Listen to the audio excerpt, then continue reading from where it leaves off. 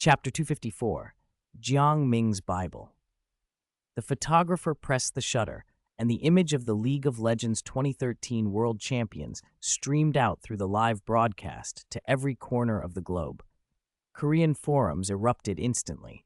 After their teams had missed the championship 2 years in a row, 2 straight runner-up finishes, Korean netizens couldn't hold back. In countries influenced by traditional notions of honor and championship, a title was nearly sacred. For Koreans determined to prove themselves in every field, SKT's 3-0 loss was unforgivable. What are the SKT players even doing? 0-3, that's an embarrassment to the great Han Republic. Except for Faker, every one of them should swim back across the Pacific. Swim back, throw them into the Pacific off Los Angeles and feed the sharks. That hyped Corky duo crashed before they even took off. Is this invincible mid-lane protection? What do you do when the enemy mid and jungle outclass you? It's a 3-0. Anyone could have done that. The gap was obvious. They were crushed at every turn. Game 1 lost lane, Game 2 lost roaming. By the end, JM's squad didn't even want to play with you anymore. If you have any shame left, just disappear. As the Korean forums boiled, Chinese fans, who'd been trading barbs with OGN supporters before the match, poured fuel on the fire. They made GIFs mocking SKT and captioned them with biting sarcasm.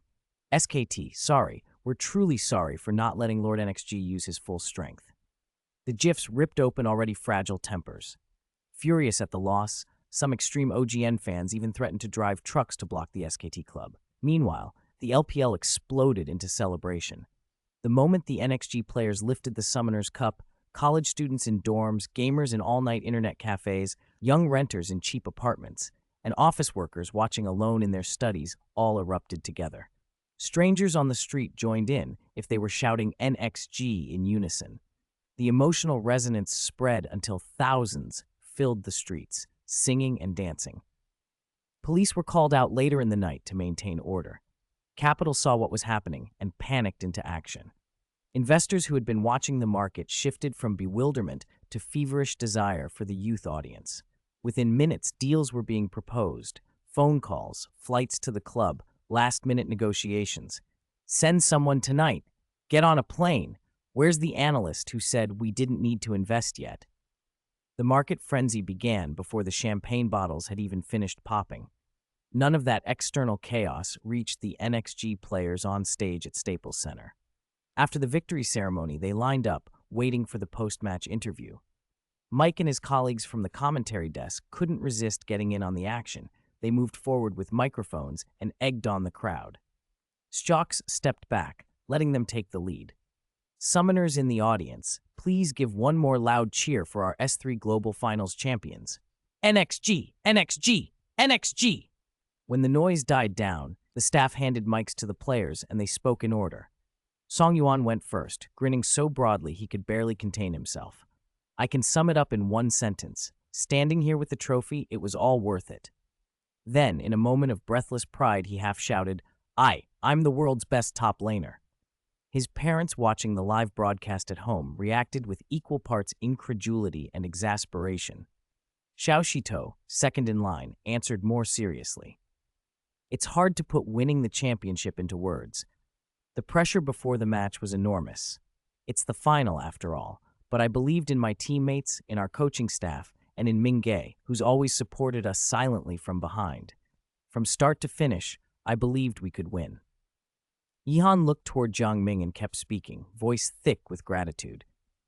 From the day I joined the team until now, I've been through so many setbacks, failures, costly mistakes. There were times I doubted whether I belonged on the professional stage.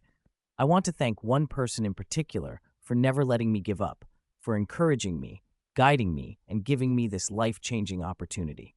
If it weren't for him, I might have quit halfway through. He turned and shouted, Mingge, thank you. Shujing took the mic with a grin. How do I feel? Like I can fly right now. Before NXG, I never thought someone like me would stand on a world championship stage, let alone win. So sorry, everyone. If you disagree, you still have to shout it. Sorry, you are the world's best AD carry. Sorry. Today, you are the world's best AD carry, the crowd responded with amusement. Pang Ran, the support, spoke last among the players. The club's media training showed. Each member answered in turn, but Pangran's voice broke with a quiet emotion. This journey was unbelievably hard. First, I want to thank myself, the kid who always gave up halfway, because he stuck it out. And I want to thank my teammates for accepting an inexperienced support and learning to call the shots from scratch. Finally, the microphone was handed to Jiang Ming. The interviewer cleared his throat. Thank you to NXG for your answers. We just watched the birth of a legendary team.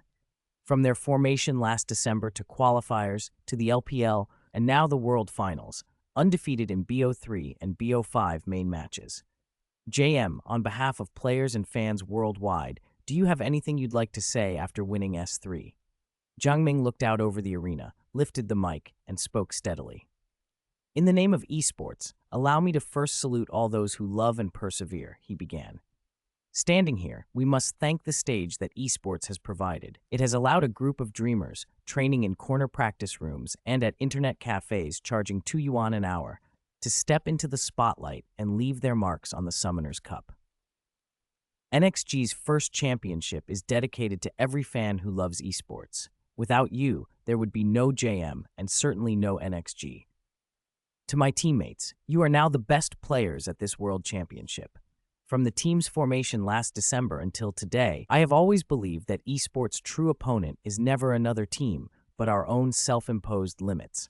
From tears in underground scrims and sweat in city qualifiers, through the grind of the LPL and the strategic battles of the global finals, every victory is forged by daily refinement, last hitting, positioning, and teamfight details. To young people who dream of esports, this era does not lack talent. It lacks those who will persevere and turn talent into strength. There are always starting points. What's missing is the persistence to turn a starting point into a legend. I hope the story of these 5 NXG players and this championship plants a seed in every heart. No matter what arena you're in, believe this. When passion and perseverance resonate, an ordinary beginning can become an extraordinary journey. Backstage, the translator's shoulders shook. Translator, is this the amount of work I should be doing for a $200 part-time job? He muttered under his breath, red-faced, sweat beading on his neck as he tried to recall Jiang Ming's words. The long focused lens of a cameraman in the back row trembled slightly with the translator's agitation. A stunned hush fell over the stage. The bearded interviewer stared, unable to hide his disbelief. Was this really the standard of post-match interviews for an esports final? On the TGA livestream, viewers' bullet chats were calmer than the stage reaction, a few comments floating by. Basic operation. No need to be impressed.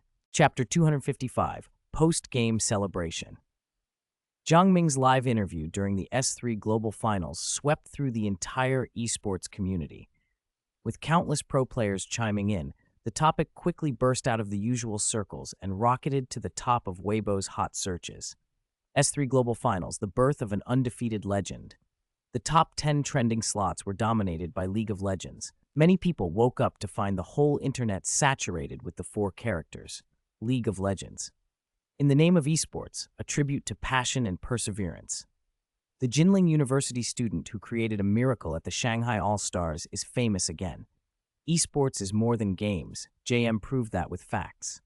5 ordinary people making a comeback. NXG's legend is an ode to perseverance. This era never lacks starting points. What it lacks is the will to turn a start into a legend.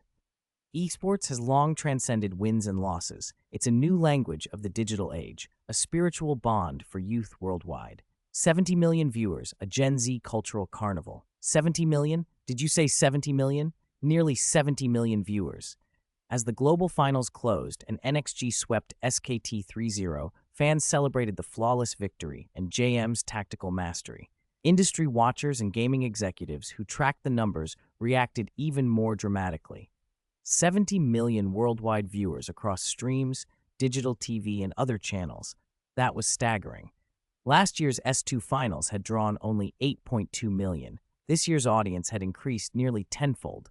The NBA finals, by comparison, had only a little over 20 million viewers in the same period. A professional competition for a 3-year-old online game outdrawing a basketball giant. It was a startling milestone. This was also the first year League of Legends pro scene truly professionalized, and these figures didn't even include offline big-screen watch parties organized by the LPL. If those were counted, viewership could easily top 80 million. That scale translated directly into attention from brands and capital. Once participation hits a certain threshold, the commercial value becomes enormous, and those numbers sitting on the desks of investors triggered swift action. 80 million viewers meant the chance to turn fleeting exposure into sustained brand reach, especially since esports audiences skew young and highly engaged. Fast-moving consumer goods, cars, digital products, and cultural tourism sectors were already circling. Contact NXG directly. Find out how much their first-team players are worth. Buy the 10 players from NXG's second team instead. We can't afford top-dollar players. We just got a slot in the LPL Secondary League. We need players and coaches now. Check youth academies. Which club's academy? NXG. You know them. Go. Back in Jinling, inside the NXG club, Lin Jingyi's phone was about to implode. Her days had been equal parts agony and exhilaration. Non-stop calls about buying LPL slots, offers to transfer players, sponsorship inquiries. The LPL summer playoffs were still ongoing, and the official transfer window was months away, but that didn't stop opportunists. Yes, this is the general manager of Jingji Culture. Major NXG matters need to be reported to General Manager Zhang. LPL League slots? We might sell 1 or 2, but only after the summer split. Investment? Sorry, not accepting full buyouts right now. Player transfers? Contact Manager Mo. Sponsorship? Of course I have time. Lin Jingyi changed numbers, but resourceful parties still found her. Eventually, she publicly announced that nothing would be decided until their decision-maker returned from North America. Most people waited, but a few tried to rush things through. Those trying to bypass the rules didn't realize how tightly NXG was connected to Jinling University. Jingji Culture's report on the first Ionia Cup.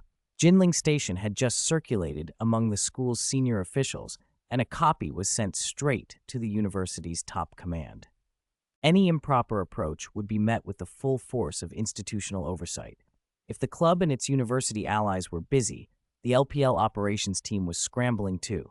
The moment NXG clinched the title, the game client's homepage flashed a congratulatory message.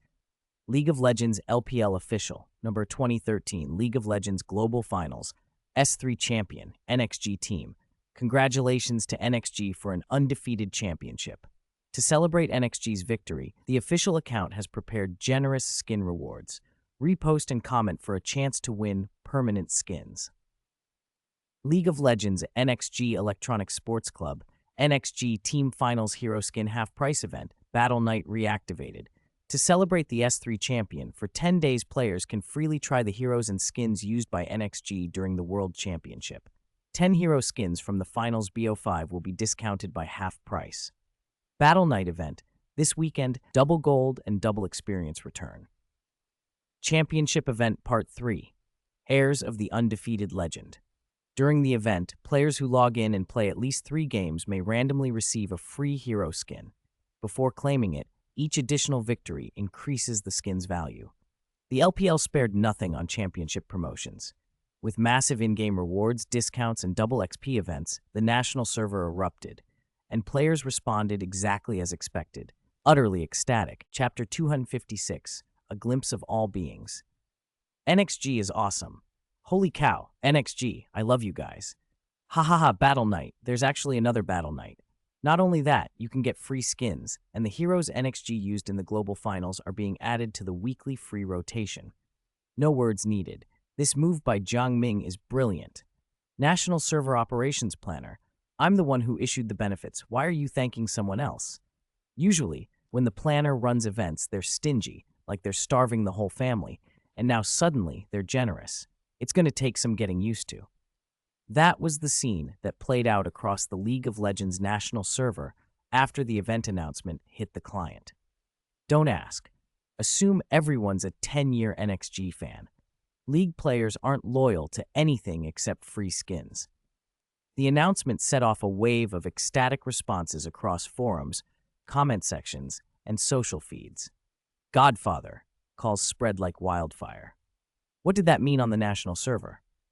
If you hadn't lived through the previous All-Star League of Legends Battle Night, you wouldn't get it. For a whole week, internet cafe computers were never empty.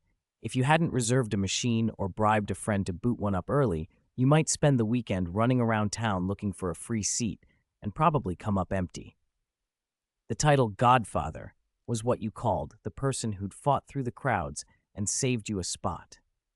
If you'd gone the extra mile to claim a machine in advance, how could anyone call you anything but family?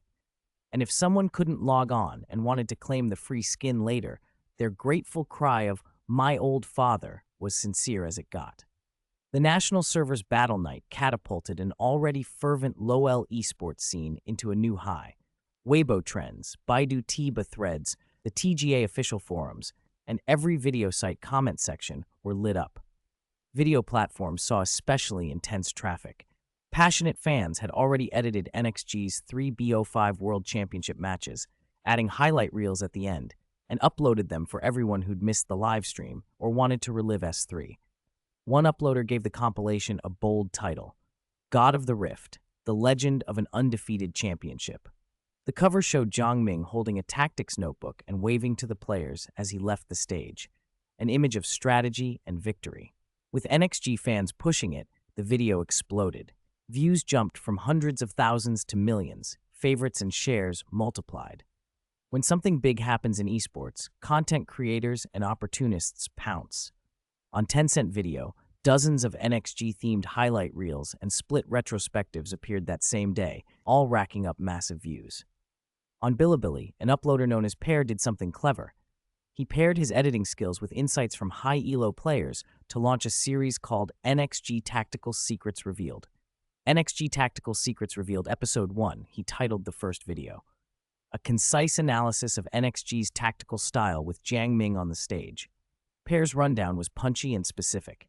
First, NXG's system under Jiang Ming prioritized extreme early to mid-game pressure, aiming to end games around the 25-minute mark through precise ban pick strategy, lane swaps, and teamfight choices. Second ban pick phase. Jiang Ming excelled at baiting opponents into passive, low-initiative compositions while locking in strong early-game champions. Jace, Lee Sin called Blind Monk Renekton.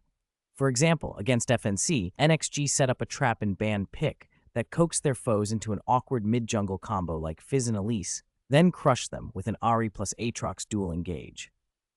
Third, laning and lane swaps. NXG frequently used lane swaps to exploit Jiang Ming's oppressive presence and the team's rotations, quickly taking first turrets, deploying aggressive vision, and converting map control into neutral objectives.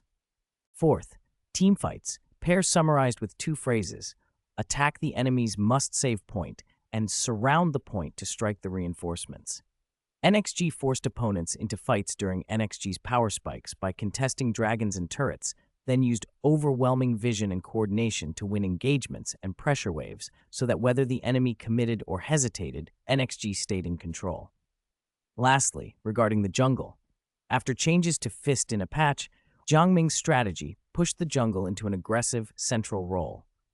While many junglers still built tankily to babysit carries, NXG adapted to the new camp mechanics and turned jungle play into a decisive advantage. Pear and interviewed pros argued this jungle discrepancy helped explain why SKT lost 3-0 in the global finals. Pear backed his claims with screenshots and replay clips from the finals. The analysis was rigorous, evidence-based, and compelling. Comments poured in, "Wow, Pear is so talented. Brother, your video helped me understand the global finals way better. Why aren't you a pro analyst?" The video gained traction fast. Pear picked up over 100,000 followers within a week off the NXG analysis series. As NXG's victory news spread, everything with NXG attached got clicks. Dozens of creators rode the wave. Pro analysts, hobby commentators, humor streamers, merchandise sellers. The market exploded. Some tried to match Jiang Ming's own polished analysis show, Hero Little Classroom, but most leaned toward entertainment. The boom created space for all kinds of content. One popular faceless streamer with a thick northeastern accent called himself Wu Qilong of Huludao. His real handle was Xiao Ji. He leaned into comedy. "Haha, hello my handsome viewers. I'm Xiao Ji, Wu Qilong of Huludao. Handsomer than you? Just slightly. Look, the LPL 1 S3, so I'm going to ride this traffic train. plenty of serious analysts already out there, so I'll be the funny guy today. Do you know what an undefeated run means? For us regulars, getting 6 or 7 wins in a row in ranked is a miracle. NXG actually went 9 straight in the global finals. Cough, they're a bit behind me, Wu Qilong of Huludao, of course. Heh. Then the ad bit. To celebrate, buy my t-shirt on Taobao this week and get half-price shipping. That's how the ecosystem grew. Professional club content, event commentary, and low-L peripheral media. After NXG's wins at the Shanghai All-Stars and the S3 Los Angeles Global Finals suddenly had real commercial heft. Tencent led the domestic push, investors lined up, and capital flowed into esports. The 3 letters NXG became the hottest name of the summer, a synonym for popularity, for opportunity, and for the new, booming esports economy. Chapter 224. Have you heard the story about Meatloaf? The esports traffic bonanza didn't just benefit players and team staff. The sponsors who had their logos stitched onto NXG's jerseys before the competition reaped enormous rewards from that tidal wave of attention. 70 million viewers at a single event, with most of them precisely in the advertiser's ideal age bracket. That kind of exposure is unheard of in most industries. 1 second of primetime visibility could cost millions in ad fees, and even then, you might not be able to buy that slot. But Yuchin's meat floss cake wasn't qualified, or rather, they didn't need to buy it. Since stepping into esports, Yuchin's brand exposure exploded and demand soared. In just a year, they captured roughly 60% of the national market for similar snacks. After internal meetings and investigations, the company traced the jump directly to their sponsorship of the NXG club. NXG consistently dominated League of Legends hot searches, giving Yuchin not only massive promotional exposure, but also direct conversion through the club's affiliated snack shops. Because NXG set the standard in that circle, many teams and creators began copying them, from team building and player training to marketing tactics. For a lot of League of Legends video creators, the first thing they monetized was selling Yuchin meat floss cake. Who gets 100% return on sponsorship? Or inflated figures like 500% or 1000%. NXG made it real. Yuchin's decision to sponsor NXG was unprecedentedly successful. By the latter half of the year, Yuzong, the company owner, was a different man. He strode into the office full of energy, acting years younger, and would happily tell anyone, even a college student, the story of Yuchin meat floss cake. The greater Yuchin's market success, the more jealous competitors became. Behind closed doors, many dismissed it as mere luck. Luck? The Yuchin employees scoffed. This is Yuzong's foresight. Back then, who really believed in domestic esports? Outsiders thought the whole thing could collapse with a single complaint from worried parents. No one wanted to touch the murky industry, but someone at Yuchin saw a fit. Think about it. Our product is perfect for the player community, someone said in the office. After a match, players just need 1 or 2 pieces of meat floss cake to recharge. It's a snack, not a full meal. Eating too much slows reaction times. That's brilliant, the head of marketing, overhearing, beamed. Report this to the boss right away. Promotion and a raise could be right around the corner. Ha, Jiang Ming, congrats on the World Championship, Yuzong said over the phone. No need to treat me to a meal. Of course you do. I'm hosting later. I've already contacted Pampam and Dolly Garden. If everyone comes, it won't take long. It's nothing. Just talking about sponsorship for our new season. Also, we've developed new bread and cake products. Send the team some samples on us. After hanging up, Jiang Ming smiled wryly. Yuzong was pushing to catch the youth market, throwing around trendy terms and making bold moves to expand the group's food business. Jiang Ming wasn't surprised by his enthusiasm. While NXG was in North America after the championship, Jiang Ming had asked domestic contacts to compile the spike in exposure for his sponsors during the global finals. With the transfer window and a new season looming, business cooperation had to be negotiated. The first days after the finals were best spent letting the global finals traffic ferment to boost the snack sales while using travel as an excuse to delay formal talks. When dealing with money, never assume you know the other side's bottom line. Thorough data is the only protection. Yuchin's market numbers were easy to obtain. The product was a fast-moving snack, and they'd been partners for over a year. The data showed explosive growth in awareness and market penetration, explaining why Yuchen and Pampam were eager, even willing, to lock in a long-term deal with NXG. Consider the basic exposure value. Of 70 million viewers, assume 60% were in the domestic youth bracket, 1834, about 42 million. With an industry average ad recall rate of 20%, at least 8.4 million target consumers would gain initial recognition of the brand. Put another way, this equaled the reach of airing a 30-second primetime ad on CCTV repeatedly, an expense of millions, yet the precision and conversion of esports exposure were even better. And Yuchen, Pampam, and the others had invested just a few million combined. That was only baseline exposure. During the global finals, Yuchen's search volume surged by 30 to 50%. Jiang Ming remembered a comparable case. Shu Fuji drove a 40% search increase for a new product, Milo Sports Power Biscuits, through marathon sponsorships and celebrity tie-ins, yielding over 100 million in first-year sales. If Yuchen's search rose by 40%, the conversion would be hundreds of thousands of purchases. Jiang Ming hadn't even factored in the regular season social media topics and recurring exposure NXG generated. Those potential users were hard to quantify and remained a wild card in the projections. 70 million viewers at the global finals were a dream for any brand seeking expansion. With Yuchen achieving 200% brand awareness growth in a year and NXG holding 3 LPL league slots, the negotiation leverage was clear. Should NXG continue with Yuchen? Absolutely. Not only keep cooperating, but deepen the partnership. Esports is youth culture. Fast-moving consumer goods fit it perfectly. And NXG wasn't about to abandon a sponsor who'd supported them at a critical time. There was one more indisputable reason. Partnering with snack brands like Yuchen and Pampam also advertised items in NXG's own snack shops. NXG provided exposure, sponsors added extra fees and product support. It was a win-win. Jiang Ming wasn't overly worried about internal stability. Old Mo had already had frank conversations with promising players in the second team and the youth training camp, warning them against rule-breaking private contacts and explaining transfer procedures. Even if players wanted to leave, they'd have to wait for the transfer window and use the league's official platform, allowing the club to review contracts. The talks worked. Except for a few short-sighted individuals, most players were willing to follow the club's plan. Those who hadn't made the first team or black and white teams only wanted more playing time, an understandable ambition. NXG had a reputation: no shady contracts, no slave labor. Focus on training and results, and the club would take care of the rest. Results equal rewards. The current treatment of NXG's first team and the championship bonuses they'd just earned were more than enough to make any young player proud. Chapter 258.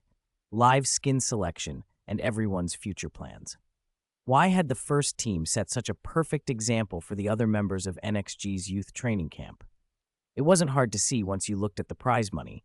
Song Yuan and the other 5 had won at this year's World Championship, and the offers the market was throwing at them. Take the recently concluded S3 Global Finals. The champion prize was $1 million, and Jiang Ming, as club manager, set the players' champion bonus at a staggering 60%. That meant 60% of $1,600,000 would be split among the 5 players. Converted to RMB, each player could take home nearly $1 million. In the span of a year, they had gone from ordinary 2,200 ranked players to high earners with millions in savings. The external contract offers were equally eye-popping. C9 wanted both C and Song Yuan for the North American side and offered each of them a $200,000 annual salary. With the North American club's financial backing, the money on the table was enormous. That was exactly why Jiang Ming had fought to bring in outside investors for NXG. Competitors with industrial backing or ad-driven teams could burn money to retain talent. NXG couldn't afford that recklessly. Without strong offers, it risked becoming like WE in the old timeline, where the club's benefits couldn't keep players and developed talent ended up just selling tickets for others. The other 3 players had no intention of staying in North America, but domestic clubs were already offering contracts in the million yuan per year range. And that was just base salary, ad endorsements, streaming deals, and revenue from NXG's mature merchandising and marketing systems, and the players' total incomes were leagues ahead of what they'd earned at the project's start. On the west coast of Los Angeles, the team sat in a restaurant after 2 days at the beach. Their skin had noticeable tan lines. They slouched in chairs in various relaxed postures. Waiting for the kitchen, Song Yuan toyed with a pair of sunglasses he'd bought for $200, only then realizing they were made in his own factory. Xu Jing and Pang Ran flipped through photos from the trip, the way most Chinese travelers do, snapping scenic shots even if they'd likely collect dust on the phone or be deleted when a new device came along. Xiao Shito was glued to his phone. After so much time in the jungle, he'd become oddly obsessed with Chinese forums, especially a recently created Baidu anti-stress board where clever users posted endlessly entertaining stuff. "Still hesitating?" Jiang Ming asked, watching Yihan fidget with his knife and fork. "No." Yihan shook his head. "You already covered everything, Ming-Ge. I know whether I'm staying or going." Right after the match, Jiang Ming had pulled the two of them aside and told them about C9's offer and salary. From Yihan's point of view, he'd run the numbers, language barriers, cultural differences, patch adaptation periods, and it all tilted upward. Still, there was a hesitation. "What are you worried about?" Jiang Ming pressed. "A bit of fear of gain and loss," Yihan admitted. "$1 million annual salary feels unreal. I'm worried that if I go to North America, I'll get corrupted." He said it with genuine unease. During his few days in LA, he'd learned the air and water weren't magically sweeter than in China, but he'd seen decadence up close.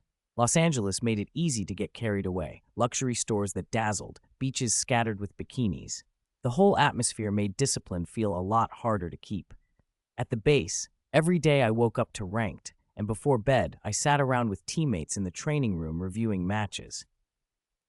But in North America, he trailed off, aware of his own talent and terrified that leaving the NXG family would mean losing the high-intensity training that kept him sharp. Once his level dropped, who knew what would happen? "Qiangzi, what are you worrying about?" Song Yuan asked with his usual simple cheer. $200,000, over 1.5 million RMB a year. "If we spend carefully and play 2 years, we'll be financially free," Song Yuan said without hesitation. He'd already checked with his parents, and they were all but ready to sign. "Don't worry, while we're in North America, I'll be the one to supervise you. What if you fall too?" Xiao Shito, finished with his scrolling, jabbed.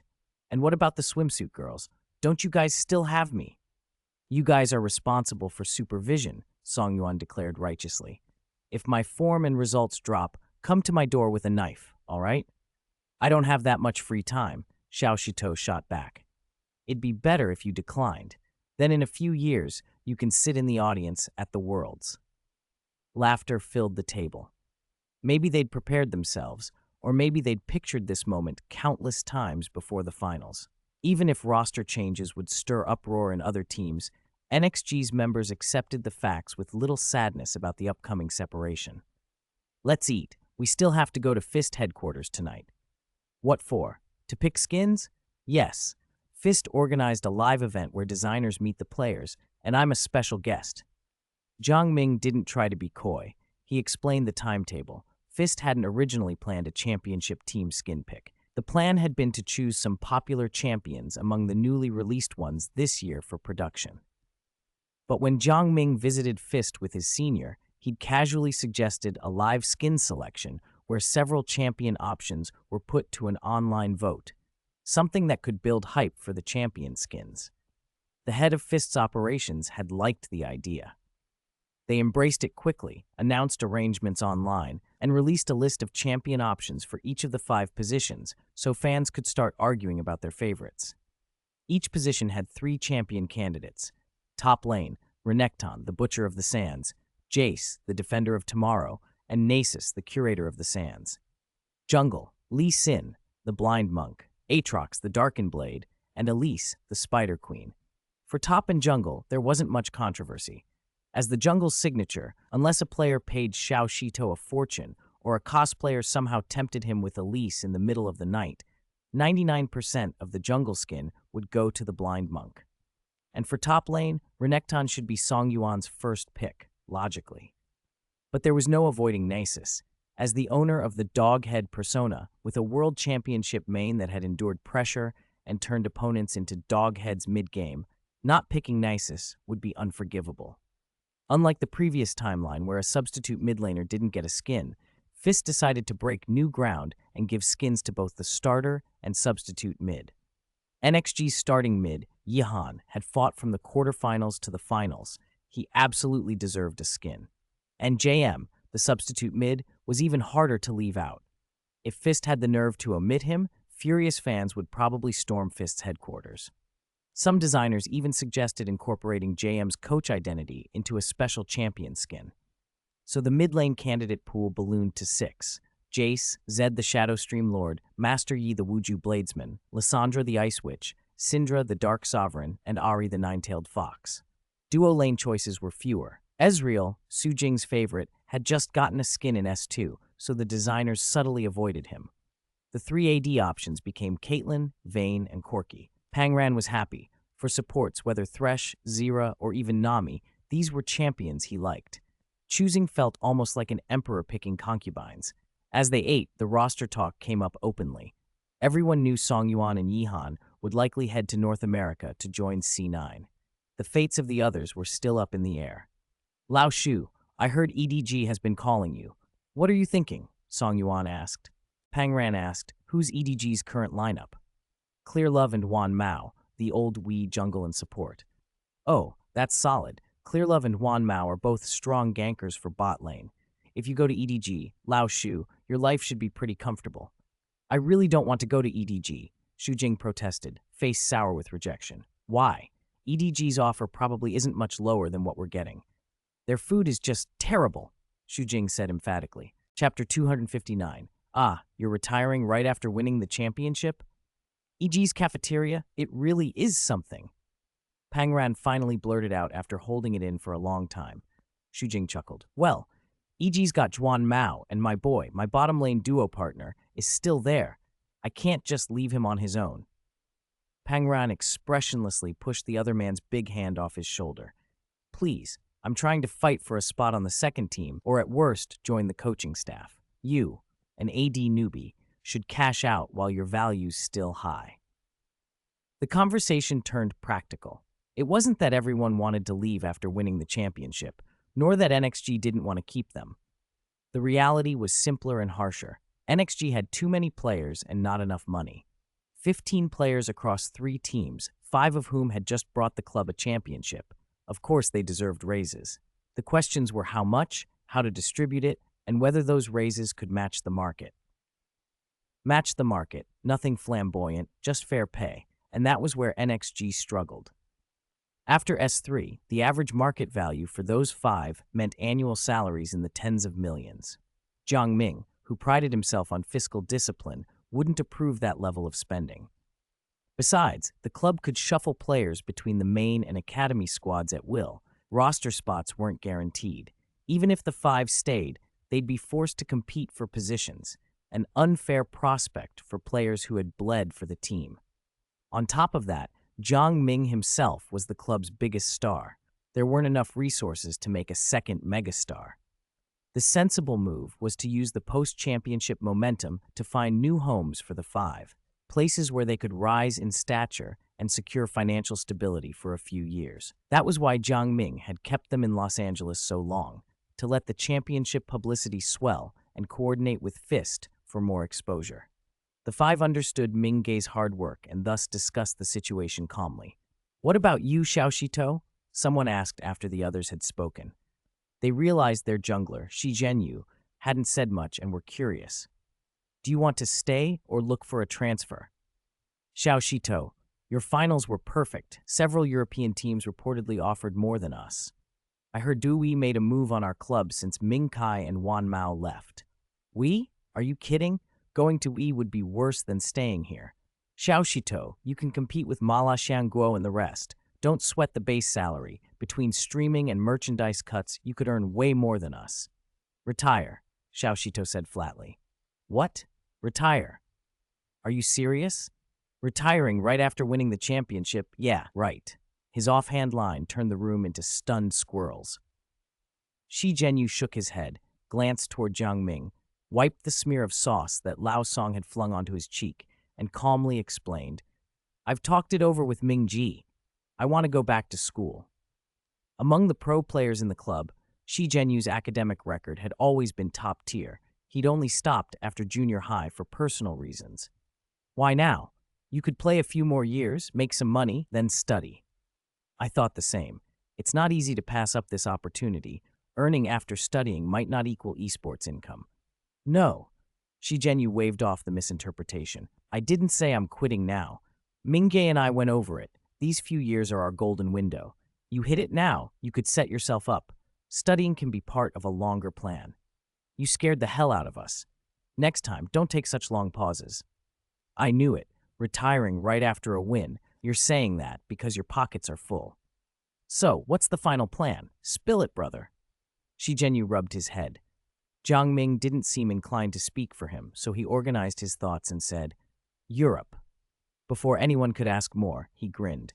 There's a newly formed club over there. Their owner talked to me through Ming Ge. After hearing my plan, he told me that if I could lead their team into the LCS in 3 years, he'd help arrange an admission offer to ETH Zurich.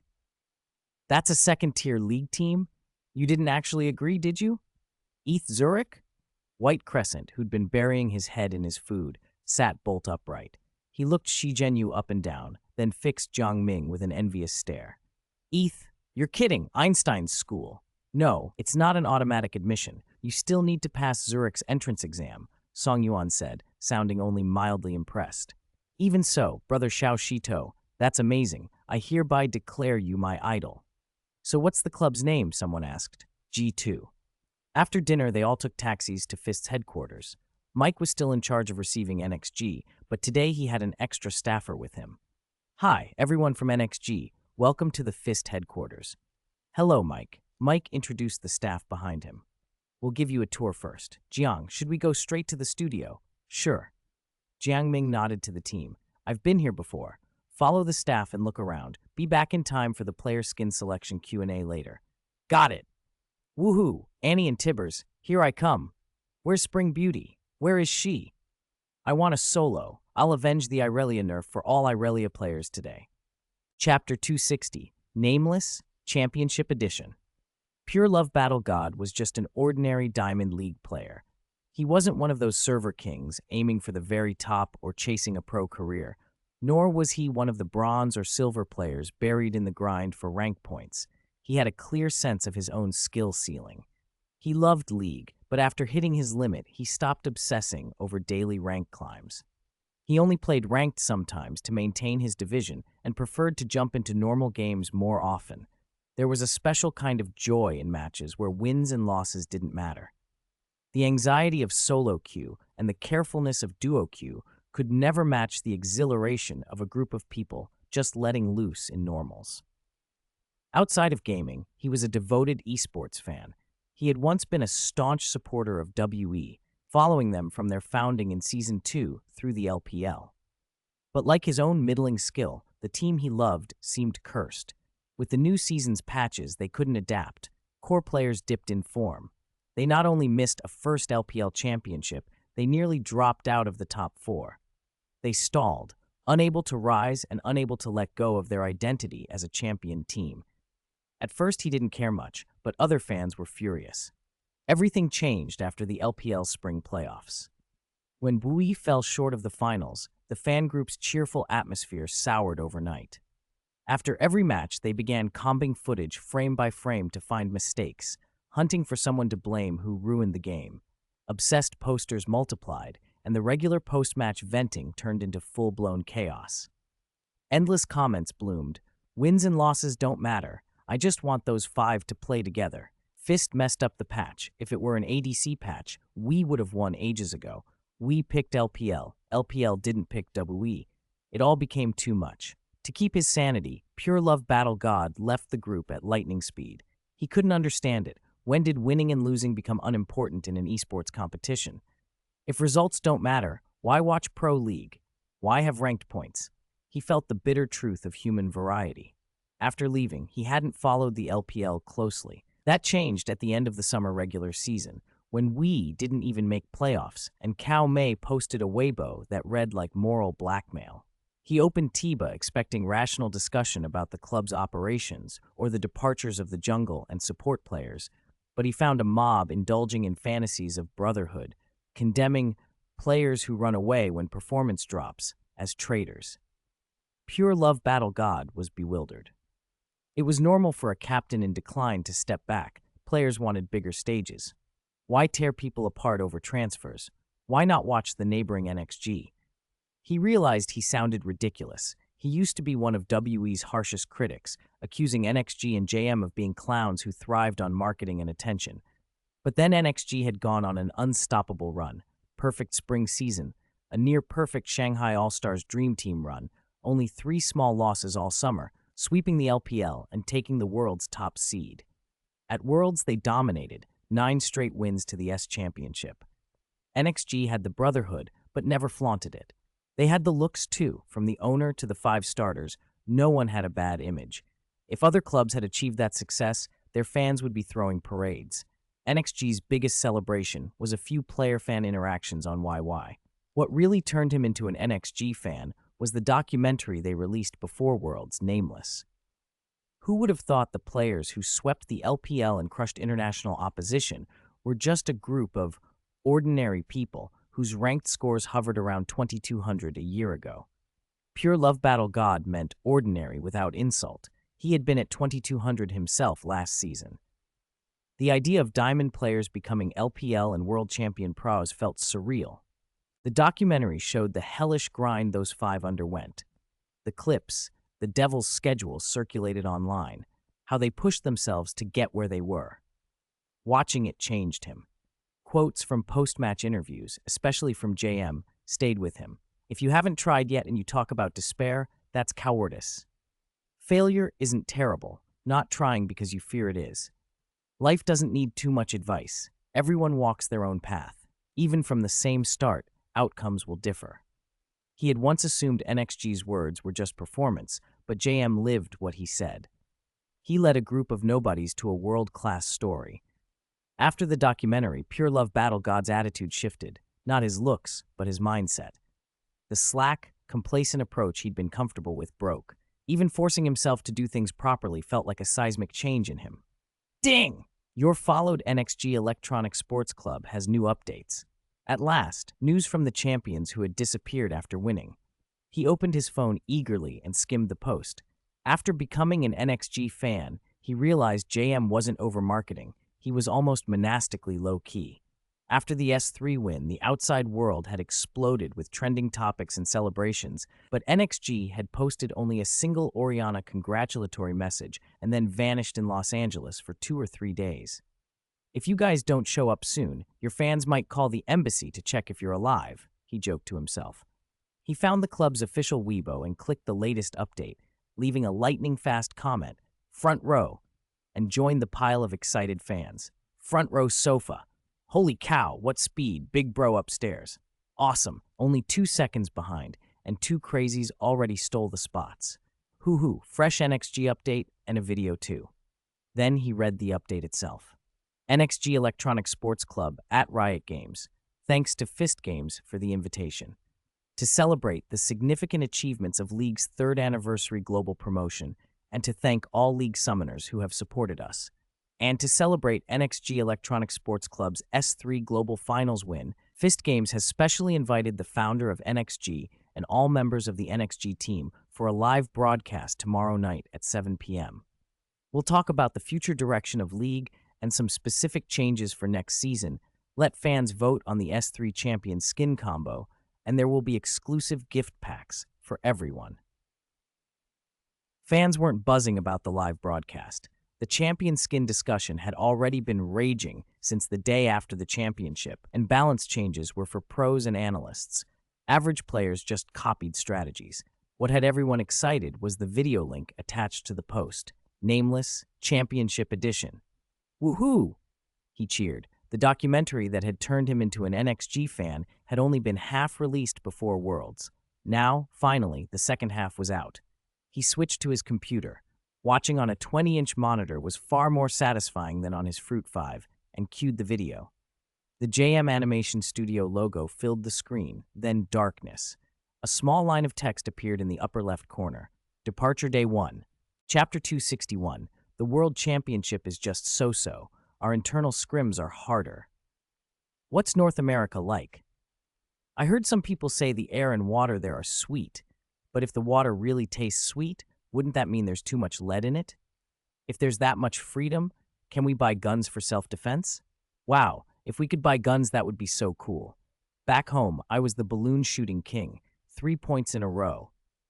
The documentary opened with a voiceover in the same style as the first nameless piece. The camera cut between players, and what they said, those bizarre, half-serious worries about things like sweet air and buying guns, sent the viewers watching the stream into fits of laughter. Quack, quack, quack. Do NXG guys have to be this hilarious? Sweet air and sweet water. What next? Is the toilet water sweet too? Hey, upstairs, you're misinformed. Some magazines over there actually write that the air in the big, beautiful country is sweet and the rivers are sweet. Oh, and little Japan's toilets are cleaned 7 times a day. As a chemistry student, I'll just say, if natural water tastes sweet, who knows if it's safe? Too many heavy metals will give you a very different kind of experience. To the players' surprise, the first section of NXG's Nameless Championship Edition focused less on heroic montage and more on the team's daily life. The anticipation, anxiety, and fear of traveling abroad to compete for the first time. Those emotions piled up and quickly hooked the audience. Instead of close-ups of earnest faces, the filmmakers used the kids' ridiculous off-the-cuff remarks to express their nervousness indirectly. When the audio and visuals synced, cutting from China to Los Angeles and landing on Songyun and Shujing doing dryland pole vault drills, the chat exploded with amusement. Oh my god, I told you Old Song and Flamboyant Shu are NXG's comedians. I'm dying. They didn't listen to a single word the team leader said about preparation. Reminder, coastal cities get cold at night. Short sleeves and a dozen degrees drop totally fits my mental image of NXG's top laner and AD carry. Pure Love Warrior nearly split from laughing. He paused the video and joined the chorus in the chat. With NXG's domination of opponents, the carefree tone didn't seem out of place. They could afford to be relaxed. Then the music shifted. The warm palette drained into cool blue. The voiceover and captions turned serious. Nope, can't do it. We know all the points. What are we actually playing for? We can't win lanes, can't win fights. My hands are shaking and I can barely hear your comms. Too many mistakes. Pure Love Warrior sat up. The documentary's mood change confused everyone watching. Who was this team that could hammer NXG so thoroughly in practice scrims? Invincible TSM? That didn't fit the descriptions. A red Day 2 stamp popped up beside the score, and a scarlet caption read, Talent and Effort. The screen split.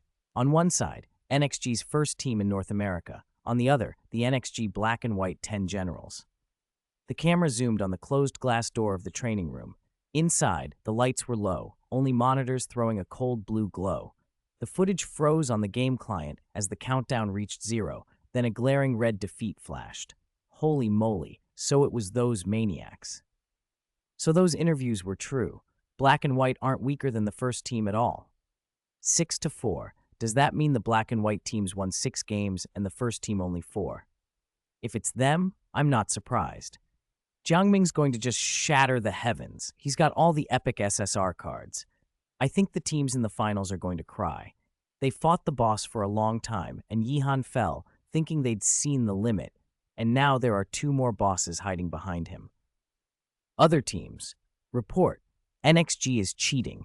They hired a bunch of championship-level players for scrims. NXG the World Championship? Honestly, it's just so-so compared to our internal scrims. Joking. The second act of the documentary was blunt and unsentimental. It recorded honest emotion, frustration, fatigue, the grind. That unvarnished truth hit viewers harder than any heroic montage. For many who only knew NXG through hype, the film corrected misconceptions. NXG weren't natural-born prodigies who crushed everyone from day one. They won by relentless teamwork and sweat, beating one tough opponent after another. Even skeptics who dismissed esports as kids playing games began to see the sport's depth. That was exactly why Jiang Ming had pushed to document the team at every stage. If esports were going to grow, it needed examples, good practices that could curb unhealthy trends. Money alone would drive things wild, as it had in his previous life. Vindicating esports would take time and effort. Day 3 returned to a familiar form, a highlight reel. The final segment stitched together the thrilling plays and team fights from the quarterfinals through the grand finals. Jiang Ming and NXG's 5 members flashing through the montage. The cheers from the stadium, the roar after every victory, gave outsiders a taste of competitive passion. The documentary ended not with self-congratulation, but with the sound of an arena reminded of why people come back to watch. The heat of battle, the rush of teamwork, and the long, grinding road that leads a team to a championship. Chapter 262, Champion Skin Confirmed. Broadcasting live with Fist Games' lead developer to interact with the audience, talk about the champion skins, and reveal some changes for the next season. The appeal to League of Legends players was huge. That night, even before Fist Games' Twitch stream went live, TGA, which had obtained equivalent broadcasting rights from Penguin, had already started warming up half an hour early. You could curse Penguin all you wanted for its drop rates and monopolistic practices, but its professionalism and efficiency were in a different league from some small outfits. Both are game operators. Old Ma making everyone pay 6 yuan for their first top-up is annoying, but Sanshi next door making people pay 600 or even 60,000 is nauseating. There's an old industry joke. No matter how good a game is, once the operator is a pig factory, players and competitors can relax. This team will run their operations hard and fast. Back to champion skins. Because Fist Games had been smaller in S1 and S2, and the tournaments weren't broadly discussed until the S3 World Championship, early champion skins were created without much player input, basically made as a limited series for easy monetization. The idea of consulting players for champion skins, picking popular champions tied to players' playstyles, or locking in newly popular heroes from that year, came from Tencent's operations team. The turning point in the original timeline was the S5 World Championship. Fist Games' first ST champion skin was so poorly made and so disrespectful to Easyhoon that it was heavily criticized and had to be redone. From S6 onward, Fist Games developed the habit of asking players before releasing champion skin series. Did they suddenly care? No. Champion skins are insanely profitable. You can put T3 or even T4 level effects on a skin and sell it at T2 prices. Now that tradition was brought forward because NXG Team's popularity was irresistible and Fist Games didn't want to miss the free publicity. At exactly 7 p.m. the live signal went through. The chat exploded. Woohoo! Front row, front row. JM, I'm your fan. I want to have your babies. Oh my god, why are you dressed so handsome today? You're almost threatening the handsomeness of my Northeast Wu Yanzu. Holding a knife. Where's Spring Beauty? Where's that guy? Tell him to come out. I have a big gift for him. Thanks to Spring Beauty's relentless nerfs to the popular Irelia, she was a well-known designer on the national server. With a chance to talk directly to a Fist Games designer, a bunch of loyal Irelia players sent friendly and not-so-friendly messages asking for a face-to-face. European and North American viewers were less verbose and mostly spammed odd emojis in the chat. Unexpectedly, the OGN audience was also substantial. While they resented NXG for beating SKT and making them runners-up again, they were also a little intimidated by Jiang Ming and his seemingly invincible team, and they wanted to learn everything they could to get revenge next time. Hello everyone, I'm the head of NXG Electronic Sports Club and captain of NXG Team, JM. Jiang Ming waved at the camera after the broadcast staff confirmed all platform signals were live. Mike, sitting beside him, introduced himself as well. Go away. What, Captain? You're just a substitute for NXG Team. Exactly. You even split the championship documentary in two. Getting hyper, aren't you? You dog, didn't you say today's stream was champion skin voting and design talk? Where are the rest of NXG Team? JM. Pick Timo. I want Timo's champion skin. Jiang Ming smiled and didn't answer at once, scrolling through the LPL chat on the small monitor in front of him. Mike immediately threw himself into the role of provocateur, drawing attention with a theatrical taunt. The first segment was Fist Games Q&A about next season's patch changes. Yeah, the support roles economy is still unresolved with just the Sightstone. We've recognized this problem, and one direction for next season is to boost support's income, the developer said. The strategic importance of the jungle? The jungle's strategic importance hasn't harmed balance. In fact, since the S3 World Championship changes, we're glad to see different roles able to carry games. Mike, as Fist Games' house spokesperson, didn't admit that the World Championship changes were rushed. Version 3.60, they argued, made the game more balanced, rather than letting mid dominate. And if pro teams couldn't adapt, that's on them. Not just junglers, the developer continued. We'll consider strengthening the strategic importance of other roles too, like AD, like top lane. Haha, the best buff for top laners would be to give them a companion before Baron spawns at 20 minutes. Top laners are too lonely. Turrets? Oh, turrets are definitely getting stronger. We bumped up their attack power in 3.60, but that wasn't enough. They're still too squishy and let some teams snowball economy by taking map objectives. Mike, you better run, otherwise I can't guarantee your personal safety. Talking about nerfs in front of the new world champions, buddy, you better pray your head can handle an S686. Hooray, turrets finally getting buffed. Let's see how NXG will fast push next season. Increase laning phase intensity. If one side gets a lane lead, they should have more ways to grab strategic resources. If League becomes only macro with fewer fights and 20-minute games decided by macro, that's disgusting. An OGN player's comment.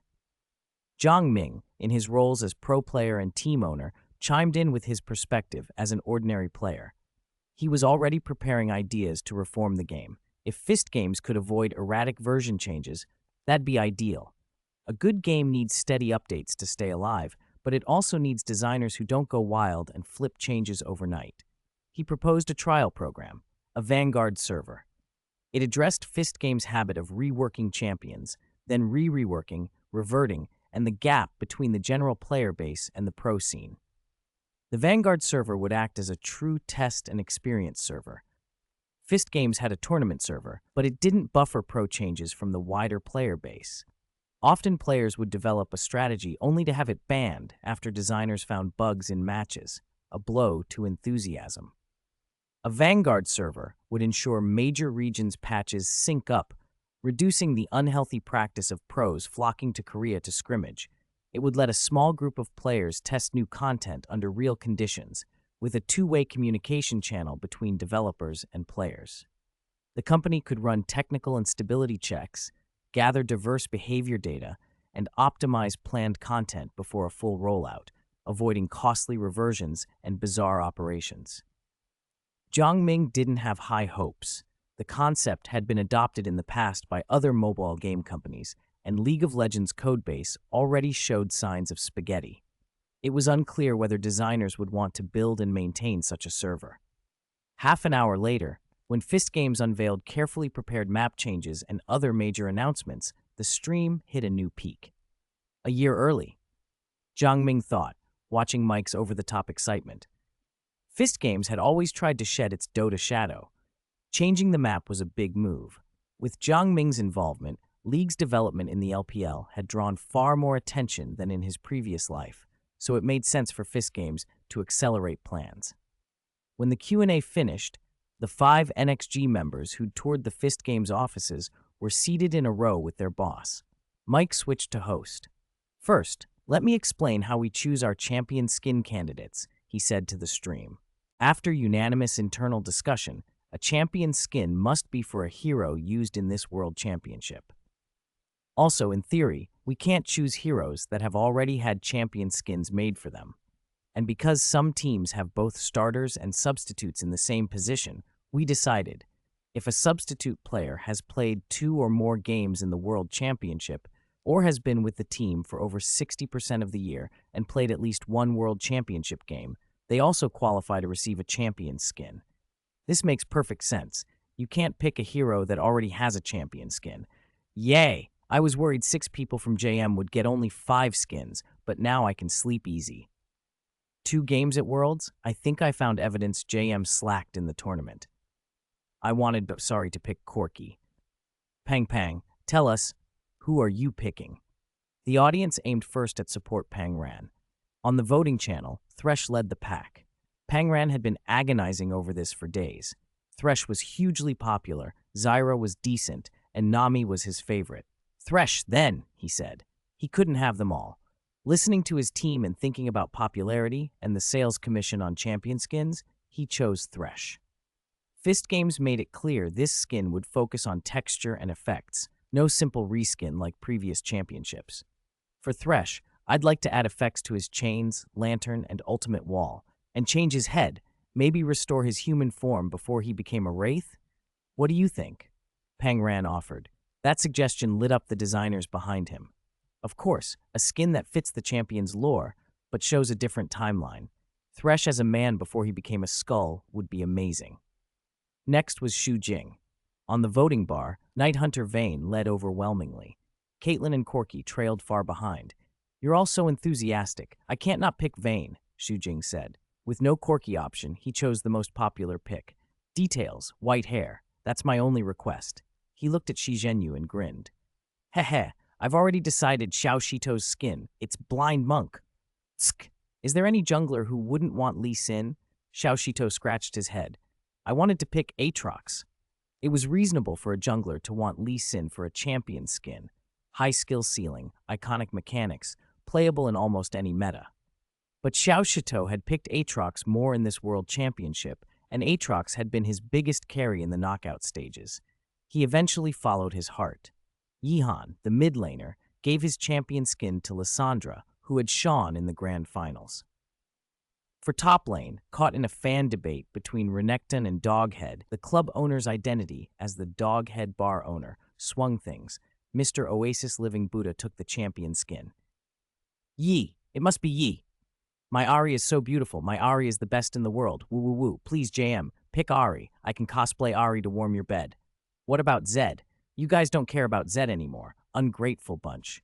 You used to call him Sweetheart. Now you call him Madam Cow? Did JM even use Zed at Worlds?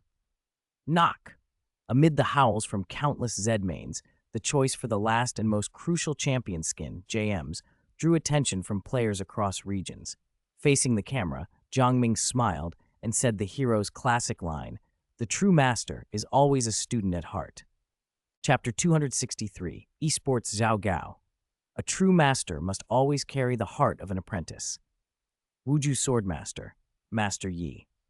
Even before today's livestream, many people had guessed that Jiang Ming, the man who'd single-handedly brought Master Yi to the global finals, would insist on putting Wuju on his champion skin. There were plenty of dedicated Master Yi players, but their average rank tended to be low, and they worried Jiang Ming might ditch Yi for other reasons, especially since Lily, a rival nearby, was so charismatic. Her real-life, flirtatious cosplay moves were impossible to imitate. Could Jiang Ming possibly be tempted? When Jiang Ming gave a definite yes, Master Yi players in the stream erupted in joy. Executives at Fist Games cheered too. Master Yi sells, he's easy to play, insanely popular, and his skin would fly off the shelves. So the S3 Global Finals champion skins were finalized. Top, Nasus, Jungle, Aatrox, Mid, Master Yi, and Lissandra, AD Vayne, support Thresh. Thank you all for your hard work. We'll keep you updated on the details, Mike said. Mike stood and added, I hope to see more brilliant results from you at next year's World Championship. Jiang Ming was casual. Maybe when NXG wins a second championship, you'll start having a headache figuring us out. Haha, my friend. I look forward to that day. I promise, we'll only start nerfing you from every angle once you've won at least 3 championships. Their well wishes felt sincere. A game company can't let one team utterly dominate the pro scene, though on a longer timeline, a dynasty can be a useful benchmark that keeps League of Legends relevant. Mike believed Jiang Ming could be that kind of player. After leaving Fist headquarters, NXG completed their business in North America and boarded a plane home. As for C9, NXG still had the summer playoffs and Nest to play. The plan was to wait for the transfer window and have the C9 rep visit the club to discuss a contract in person. Time flew to October 25th. While fans were still riding the high of their region's World Championship win and celebrating which champions would get skins, the playoff fires reignited in the LPL and in OGN's winter season. OGN had 8 teams directly qualified from spring and 8 from qualifiers. Each match was BO2, and the team with more points advanced. The odd S5 LPL BO2 system, where teams drew 1-1 and both got a point, was actually borrowed from OGN. OGN's knockout rounds, however, were BO5, something the LPL didn't adopt. The winter season ran from 2013 into 2014, lasting over 2 months and serving as a major domestic event. It showed how much further ahead Korean esports development was compared to the LPL.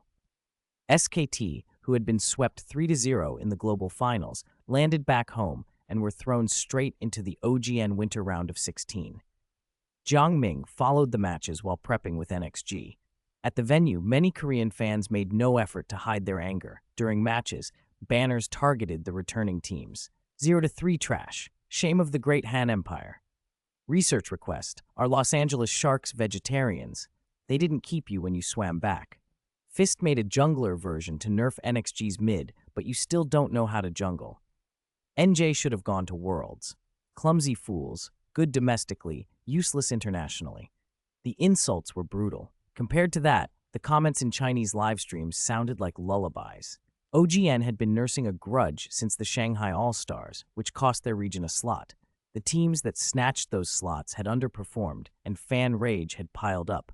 Some were even close to throwing bottles at the players. SKT took the worst of it, and SSO fared no better. SSO, slumping out of groups, were harassed all the way to their office, with calls for disbandment and restructuring. What stung Korean fans most was that SKT, after being dismantled by NXG at Worlds, returned to domestic play and seemingly snapped into a slaughter mode. In the first winter season round of 16 match, SKT faced SGB and swept them 3-0. In the first game, Koma picked Ari and V from mid and jungle, paired with Renekton top and Caitlyn Nami bot, a lineup built to dominate early to mid. SGB, whose mechanics and tactics lagged behind, answered with Elise, Kassadin, and Shyvana, a disjointed, weak composition. They were crushed, a 10,000 gold deficit in 30 minutes, and a team that looked completely lost. Game 2 was worse. Faker chose Lissandra. SKT used jungle and bot to set the tempo, grabbed 3 kills in 7 minutes and a 2.5k gold lead. By the end, it was 17-2 in kills and nearly 17,000 gold ahead.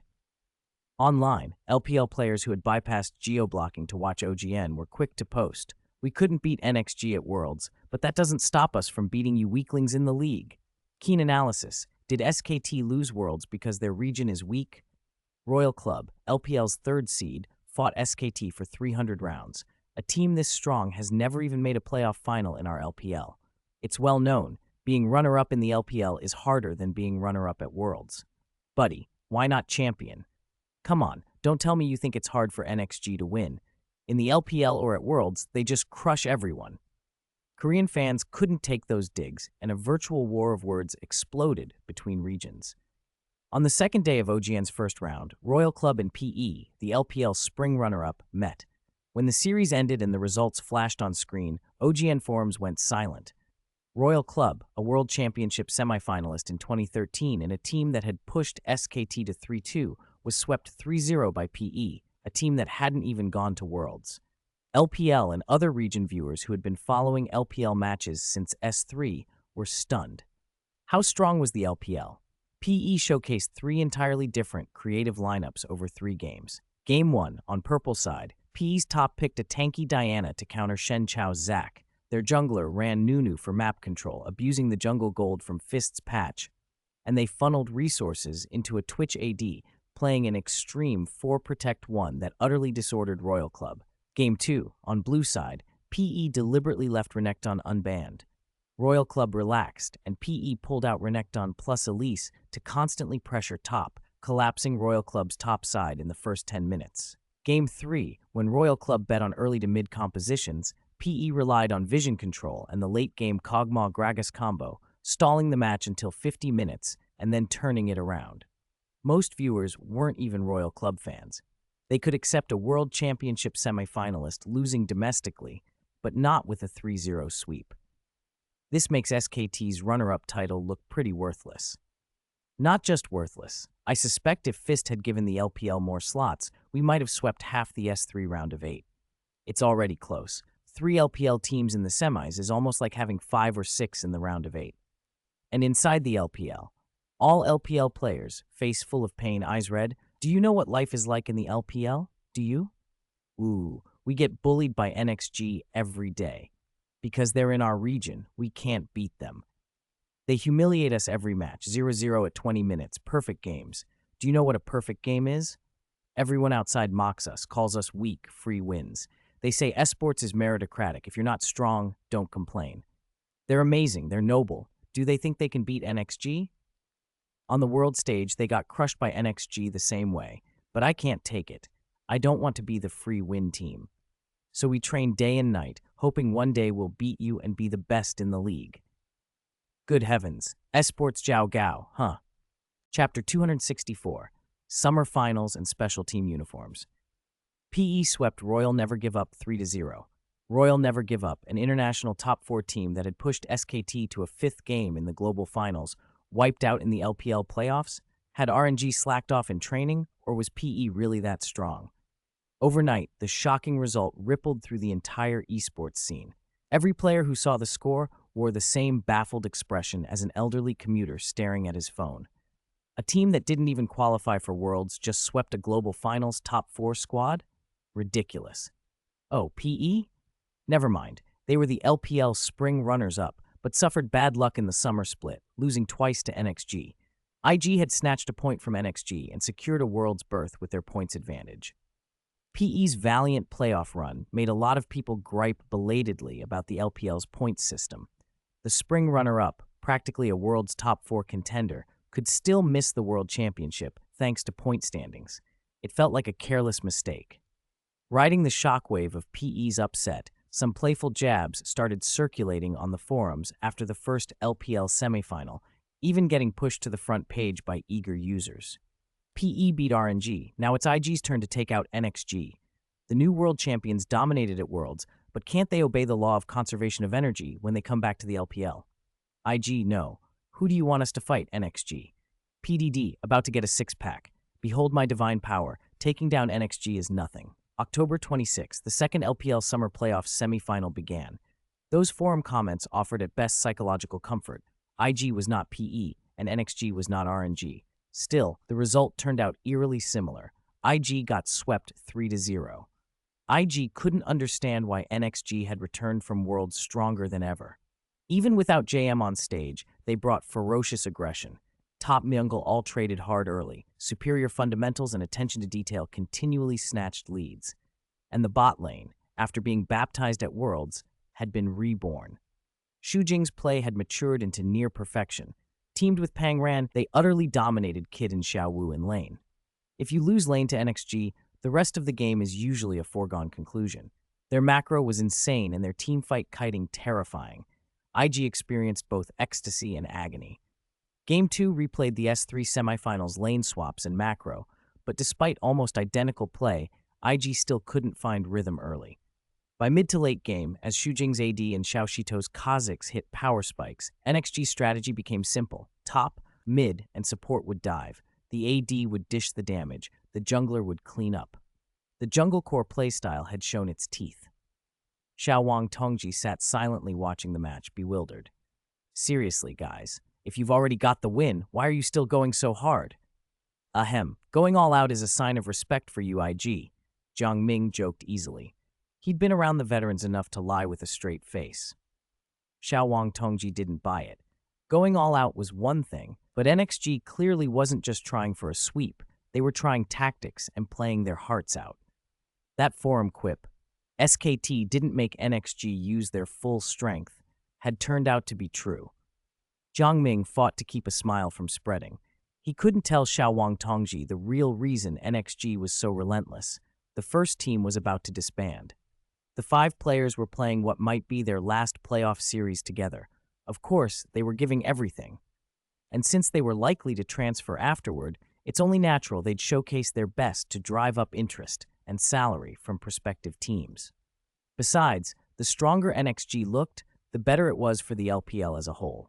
More attention, more traffic, more sponsors. Those sponsors, approaching the entire league because of one team, meant far more than a few scalped tickets. For the future of the LPL, sometimes you just had to eat the loss. Jiang Ming wasn't entirely making it up. The LPL had produced junglers who were a class above the rest. In a server rife with boosting, you needed a dominant jungler to climb, and if those players had fewer paid boosters and underwent professional training, they could start easily in Europe or other wildcard regions. By the time the match ended and the teams shook hands, PDD grumbled, "What about our friendship after practicing together for a week? I didn't complain when you beat us 3-0 at Worlds, but at least show some mercy in this summer semi." Hey. The 5 NXG members looked sheepish, forced to grin. 3 games, 2 hours total. NXG had once again left live fans feeling like their tickets hadn't been worth it. The summer finals would repeat the spring split, PE, against the NXG Demon King. "Mingyi, are we still doing that one-game thing in the finals?" Yihan asked out of habit on the ride back. "No, I've got something to handle at the club. You 5 play it yourselves." Jiang Ming smiled at everyone in the car. "Go all out. Leave no regrets." Song Yuan and Xu Jing burst out laughing. "Haha, yeah, Mingge's right. It's the finals, and we're disbanding after this match, you know? Missing a game would be too big a regret." "Correction, there's also Nest. Our season isn't over until that's done." "Oh no, the monsters on Nest Black and White are brutal. I can handle the first team, but facing both, you might as well kill me." The 3 NXG squads were similar in strength.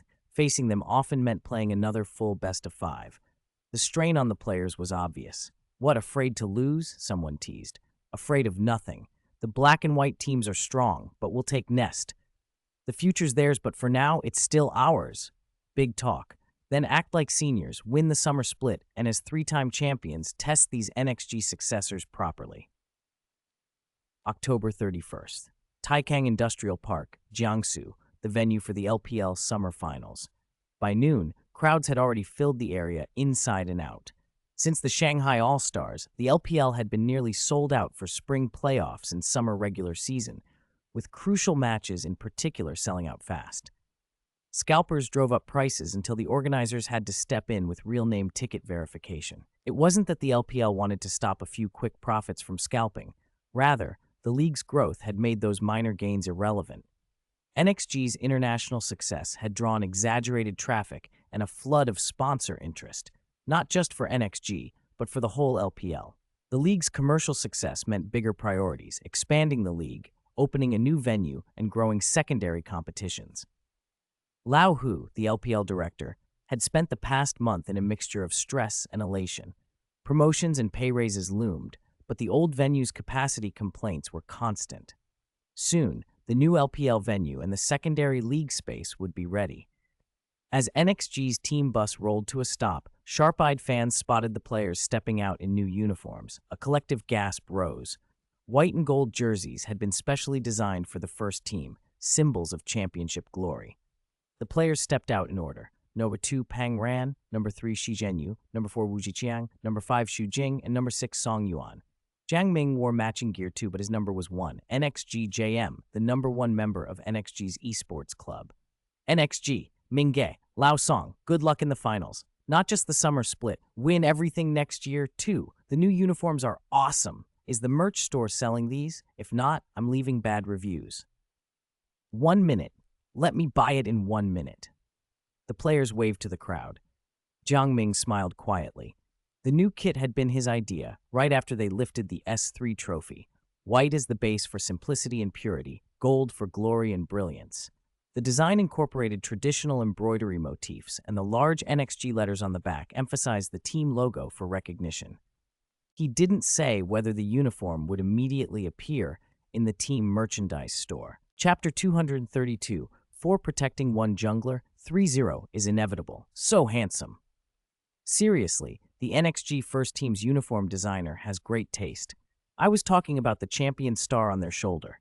Me too, Platinum Star. What a perfect touch. On the grand finals stage, the PE players chatted casually in voice, none of them showing much tension. There was no point in being nervy. If you could beat these freaks from NXG first team just by calming down, they wouldn't have steamrolled through every major match so far. Nami, her bangs nearly hiding her eyebrows, watched NXG first team and sighed. It's maddening trying to compare yourself to someone else. Last year, when NXG's mid and jungle were in my ranked pool, they still had to give me red and blue buffs. Haha. Now they're world champions and millionaires, one teammate said. If it weren't for NXG's huge audience pulling sponsors and forcing the league to step in with club rules, we'd probably not even be in the summer split. By the way, do you guys have plans for next season? Someone asked. Not yet. Aluka, have you found a team? Jingege asked.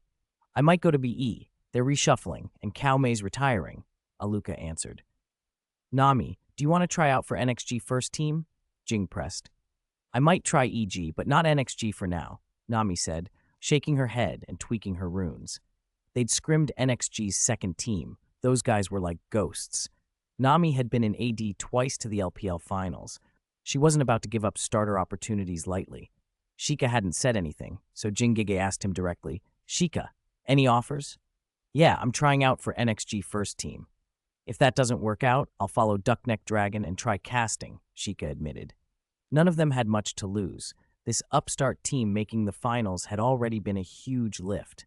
Don't throw the games, Sheikah, mid laner Van laughed. Even if the odds are low, I still want to fight for the summer split title.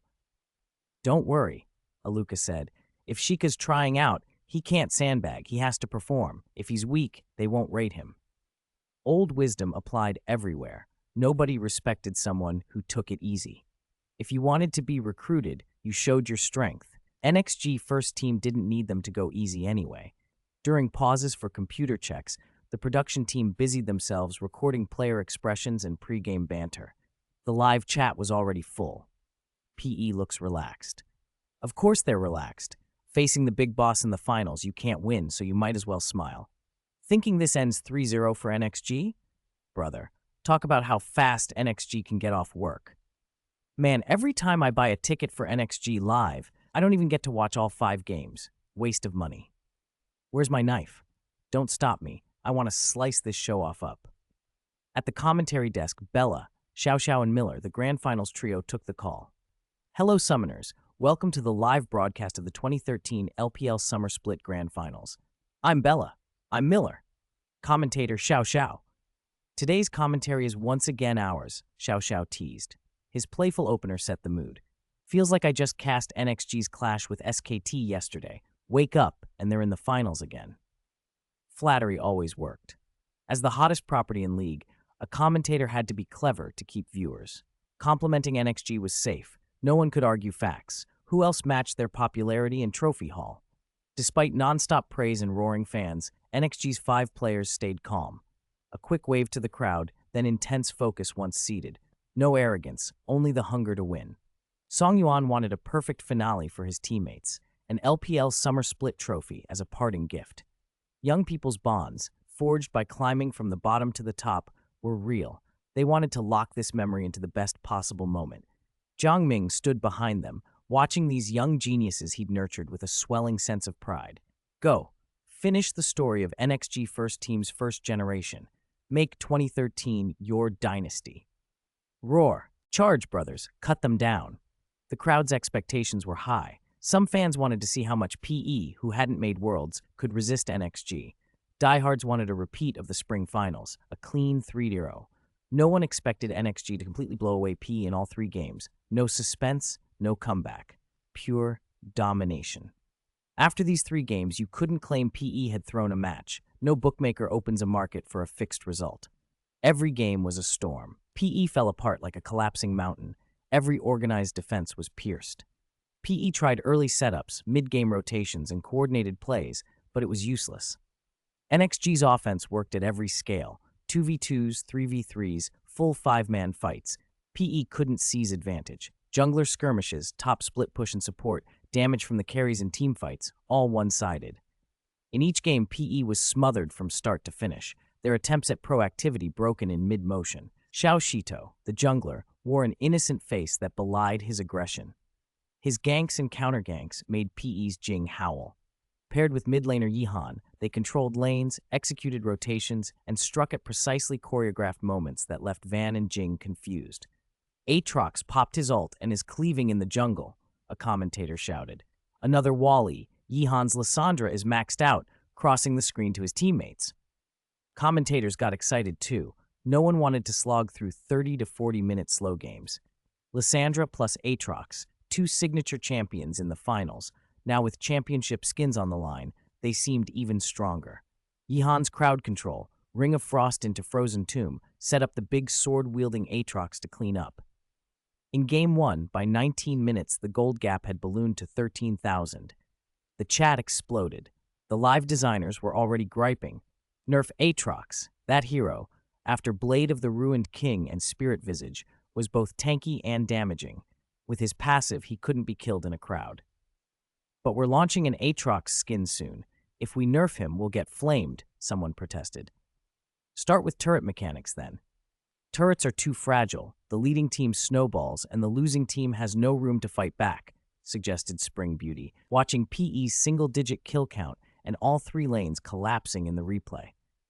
Jiangming was right. When facing you, they're all smiles, but behind your back, the studio feared NXG's dominance and wanted to slow its momentum. In Game 2, NXG shifted style. Less all-in push, more drawn fights.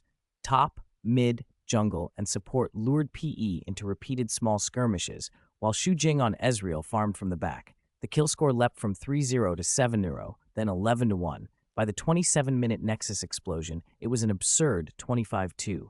The chat was wrapped. Fighting, awesome. NXG is basically invincible. No one used SKT or Royal to measure NXG, right? SKT 3-2 Royal, PE 3-0 Royal. PE may be better than SKT, but that doesn't mean PE equals NXG. NXG, seen my undefeated streak? S3 champion team, impressive. Can't wait for S4. First team versus black and white second teams, my blood's boiling. By Game 3, PE's morale had crumbled. We can't win at all, Aluka complained. Jing agreed. Even if we split up next spring, these guys will still dominate us. Unable to break lane, unable to win fights, their macro looked like an adult playing a kid. Sheikah rolled his eyes. He'd hoped to impress potential suitors, but all he'd shown was creative feeding. We won't meet them next spring, Nami said suddenly. Huh? JM isn't re-signing them? Aluka asked. It's not that, Nami answered.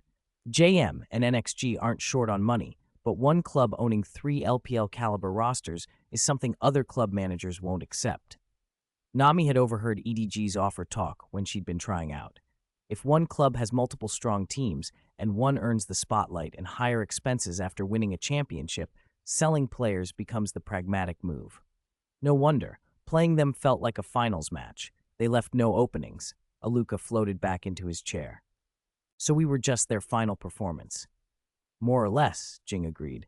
But brothers, I don't want to be swept 3-0, someone said. Let's play our trump card.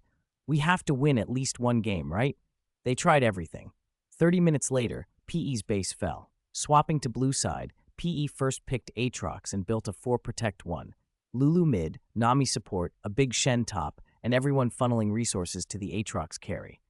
They held a little longer, but NXG didn't fight head-on. They kited, split-pushed, rotated lanes, and disrupted formation. Even with Lulu and Nami shielding Aatrox, he never got the space to snowball into an unstoppable force. Too bad, PE just burned out, a commentator sighed. I didn't expect such an extreme 4-protect-1. Aatrox came close to feeding, but NXG kiting was too good. Let's congratulate NXG first team, another said. Congratulations, defeating PE 3-0. Maintaining their undefeated myth in major matches at the close of the 2013 season. Chapter 266. One Summer Finals disbands 2 teams. The LPL Summer Finals ended exactly as everyone expected. NXG lived up to their reputation and swept PE 3-0. But what should have been a night of celebration quickly turned into chaos after the post-match interviews. Almost the moment the trophy was raised, a phrase started trending across social media. NXG is disbanding. At first, some viewers who hadn't watched live assumed it was clickbait, but as the topic climbed Weibo's hot lists, more and more people checked the interview transcript from the post-match press session. The shock came from one line in particular. This championship uniform will not be used as our standard competition kit. It's a special honor for NXG, a commemorative item for the players who contributed to the club's glory. It will be sold as a limited edition in the NXG store, and all proceeds will be transferred directly to the players' accounts. That explanation was supposed to be good news. Instead, it only raised questions. Limited edition shirts do not equal limited edition players. But then fans read the players' speeches, and everything felt like a farewell. When I lifted the trophy today, all the fatigue of training and the pressure of the matches dissolved. I'm truly grateful to the fans whose cheers gave us strength on stage. I thank the coaches and staff. Every tactic and every bit of logistical support came from everyone's hard work. My time with this team is the most precious memory of my career. We spent countless nights reviewing matches and fought our hearts out for victory. I will never forget fighting side by side. Next season, the team will enter a new chapter, and we may go our separate ways, but these struggles will drive us forward. In the grand finals, Mingay let me play the last match. He told me that while that game might be just a note in others' lives, for me it could be my only chance. I'm glad I succeeded. I will always remember what I learned at NXG. Songyuan, I wish my NXG brothers all the best. Wherever we go, I hope we can keep shining on stage. I hope the fans will keep supporting every player. Thank you for everything. The future is bright. The reaction was instant and fierce. I'm crying already. My heart breaks for Yihan. If he'd lost, I can't imagine the pressure he would have faced. Mingay was right. That was his one shot. Yihan proved he deserved to start. NXG Yihan earned this championship. But wait, one summer finals breaking up two teams, the post-match interview felt like a goodbye party. PE disbanded because their club had money problems. What are you doing, NXG? Fans who'd followed NXG from the lower leagues were furious. They couldn't accept that a team that had just delivered a championship and the Cinderella comeback story would now be dismantled. Harsh accusations piled up. Unbelievable. What is Jiangming doing? Using people and then discarding them? As an old fan, I'm shaking with anger. Those 5 players brought this club honors for a year. Now that they've succeeded, you kick them away? I'm turning from fan to hater. No matter how good you are, I'll criticize you to the end. The so-called special honor uniform, profits go to the club, not the players. So contributions are just talk and the money goes to the capitalists? Other teams try to keep their players. You find a way to break the team apart. You preach esports spirit. What does that even mean now? NXG's 5 players, watching the avalanche of comments, quickly tried to calm things down and defend their manager. Hey, why are you all so worked up? But Mingji, people online, you were clearly thinking about us. It's fine. Let them say what they want. You guys enjoy the vacation, and remember to come sign with your new owners after the break. Publicity works in strange ways. The bigger the storm, the more attention. With the transfer season approaching, NXG would be at the center of rumors and change anyway. Still, Jiangming worried that uncontrolled public opinion could harm the club's next steps, so he didn't let the topic stew for long. 3 days after the initial uproar, a new trending topic appeared. Maybe we misunderstood Jiangming. The post came from a longtime fan, Passed as Smoke, who had followed NXG since their qualifier days and believed in the team's spirit. He knew how rare it was for the right players to meet the right leader and how much that chemistry could produce. He clicked on the hot topic and wrote a long, calm post meant to temper the outrage. If you think Jiangming is discarding the players to make more money, look at the championship limited edition uniforms, he wrote. All profits are being given to the players. Which other club does something like that? He continued, NXG already gives its players top-tier contracts, generous streaming traffic support, and merchandise commission rates that are among the best in esports. It's unfair to accuse Jiangming of betraying them just because the players might leave. That reasoning encouraged some fans, but Passed as Smoke didn't stop there. He also wanted to be realistic. Have you considered the other side? Maybe NXG truly has no choice. Even if the 5 stayed, how high could Jiangming raise their salaries? Reality isn't a fairy tale. You can't solve structural problems with slogans. Professional players need competitive pay, and clubs need to stay profitable, especially ones started by a sophomore with limited capital. Every expense has to be managed to keep operations healthy. He closed with a final, practical point. There's also Riot's rule forbidding a single organization from fielding 2 teams in the top league. Given that, Internal competition and the logistics of keeping everyone together would be impossible to manage. The club might have to accept transfers to stay solvent and compliant. The debate that followed was still loud and messy, some convinced by past as Smoke's pragmatism, others still convinced they'd been betrayed. But the facts remained. NXG had won the championship, announced a commemorative release to benefit the players, and now faced an uncertain offseason shaped by money, regulations, and the realities of professional esports. Chapter 267: Buying Players, Buying Teams. For most clubs, deciding whether to keep a championship roster or let its players go would be agonizing. For NXG, it felt like there had never been a choice. Other clubs could dangle high salaries, but a team that needed to balance its books and field several competitive squads couldn't match the resources available to the side that was built specifically to win. And with NXG's biggest star already established, an inscrutable, almost Cthulhu-like figure, no one else was going to get the club's top-tier support. In short, NXG already had its top dog. Everyone else would likely be supporting players. "That's the real JM. We got it wrong," someone admitted online. The public mood flipped fast. "Don't call him JM anymore. Call him Mingji, Ming God," posts boomed across forums. "This isn't just a boss. This is a big daddy. He not only gives top treatment inside the club, but after winning the championship, he's thinking of the players. He's not forcing them to stay with emotional blackmail. He's letting them go if they want." The big point: the profits from the club's championship commemorative jerseys will go to the players who leave. The glory belongs to NXG, but JM, won't monopolize the money it brings. Remember, these players were trained by Jiangming himself. That kindness outweighs everything. No more talk. NXG forever. As opinions switched from hostility to praise for Jiangming and NXG's humane handling, attention shifted to the next question: which 5 NXG players would depart, and which teams were negotiating? There are lots of teams lacking a top. We or the newly reformed EG could be good fits. Don't drag we into this. If Norsha goes to EG, I'll curse him out. Edgy. We still have we fans? If Norsha goes to EG, our NXG fans will give him a welcome too. Fan wars flared as the transfer window opened. The ripple from NXG swept the whole league, LPL and beyond. Word that NXG's first-team players and the club itself weren't keen to renew contracts put managers into a feeding frenzy. They didn't care about JM's sentimental master-disciple relationship with the players. They only saw 5 players at the highest competitive level. Buying even 1 or 2 of them would be huge.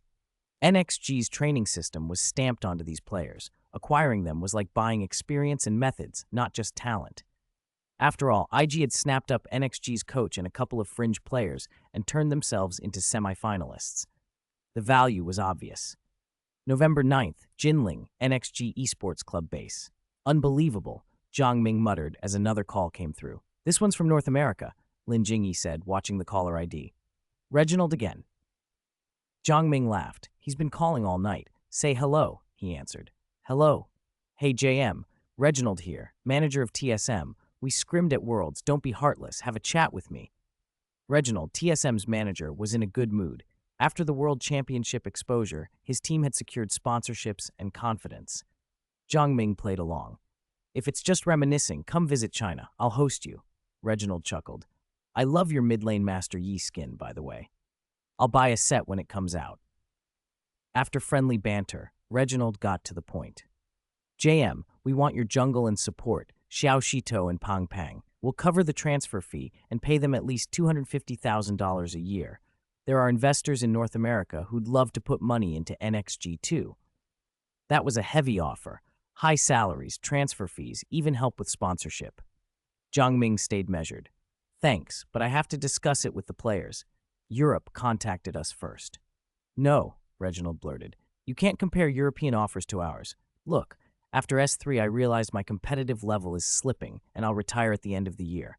I found a young genius, no worse than you, to take over mid.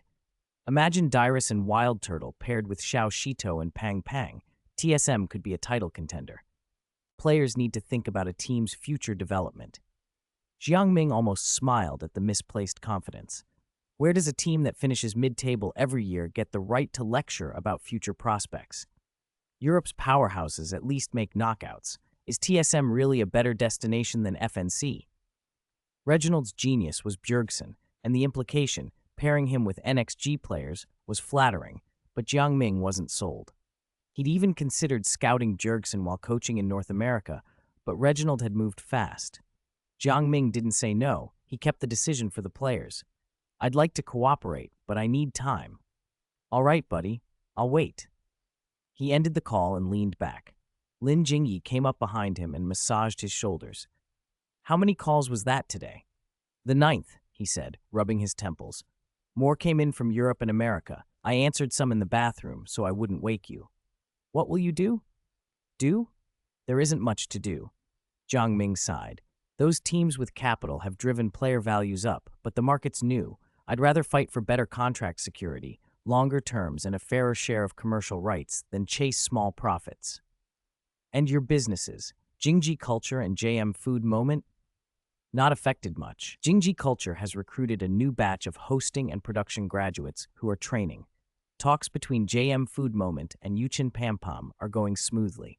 They cut our supply price by 2%. Lin Jingyi sorted the data in her head.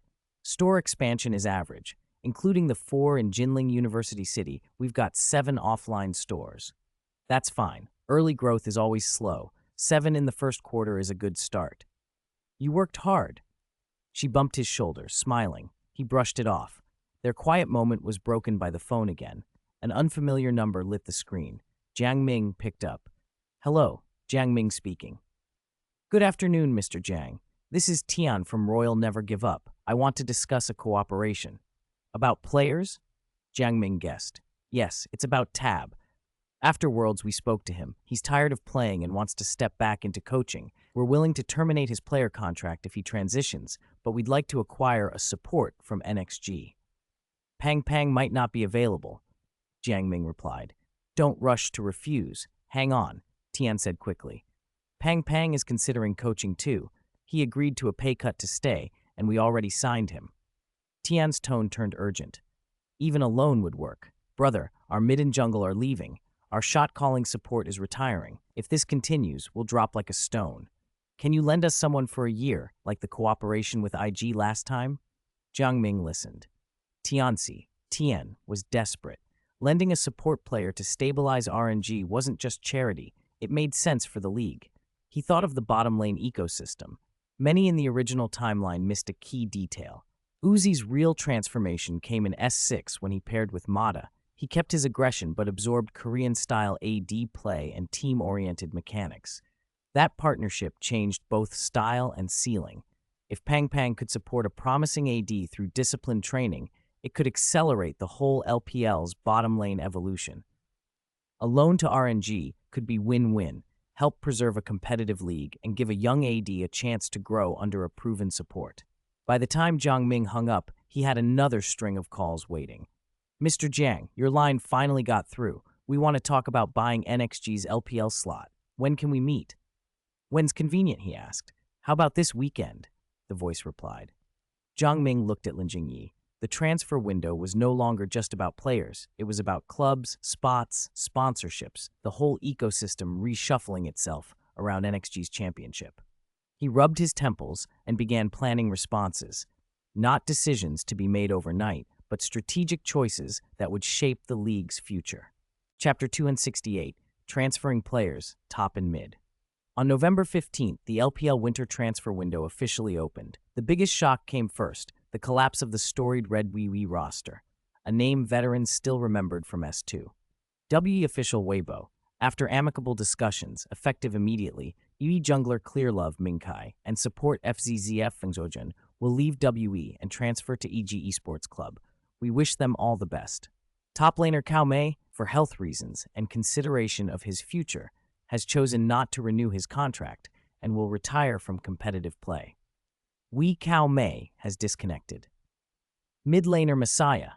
The departures of the jungler and support, together with the top and mid laners' retirements, hit WE fans like a gut punch. No one expected the long-rumored exit of the jungler and support to become reality, and for it to be followed by the top and mid lanes leaving the stage entirely. Fans who had once joked, "Why doesn't that terrible player just retire already?" found themselves oddly hollow when it actually happened. The mockery had always been born of impatience and hope. They didn't truly hate the players. They wanted the team to stop sinking and regroup to fight for glory again. Cao Mei needed no explanation. He had been the steady top laner who absorbed pressure and allowed the rest of WE to flourish. A large part of Wii's peak S2 performance and Wei Xiao's astonishing KDA belonged to him. Opponents knew that when Clearlove ganked bottom endlessly and WE's top lane played ultra safe, the result was predictable. Cao Mei gives first blood and the game stabilizes. Mid laner Ruo Feng's career had been controversial, but his classic clutch plays, the twisted fate moments that once won honor for the LPL, were still fondly remembered. At his retirement, loyal fans and casual viewers alike joined in sending him good wishes. Right behind WE, Royal Club announced a near-total dismantling of its roster. Top laner Shen Chao left, jungler Spider-Man retired, mid Waite and support Tabe also announced retirements. Like WE, Royal Club was suddenly left with only an AD carry and an empty shell. Because Royal's roster never had the same star appeal as WE's, their departures stirred far less public outcry.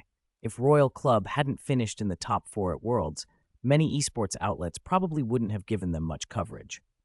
The editors knew the real traffic-grabbing stories were still to come, and they were saving space. Other clubs followed suit. PE, that 2-time runner-up in spring and summer, collapsed and its members scattered. Top Aluka joined WE, Mid Van signed with an LSPL club, AD Nami moved straight into EDG's base. Only jungler Jing and support Sheikah had no confirmed destinations. OMG and IG saw fewer changes. OMG kept its lineup intact, while IG demoted top PDD to substitute and bought an AD carry named Wuxin from NXG's youth academy. That purchase, in someone's mind, dispelled the rumor that Kid had spent everything on Xiaowang Tongji. The LPL also announced expansion from 8 teams to 10, and LGD grabbed one of the new slots as the city rivalry winter champions. Still, among players and insiders, these ripples weren't the big bang everyone was waiting for.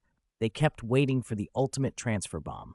Inside NXG Club, Song Yuan and his parents, along with Wu Jiqiang and others, sat in Jiang Ming's office. Across the table were the manager and staff from North America's C9 Esports Club.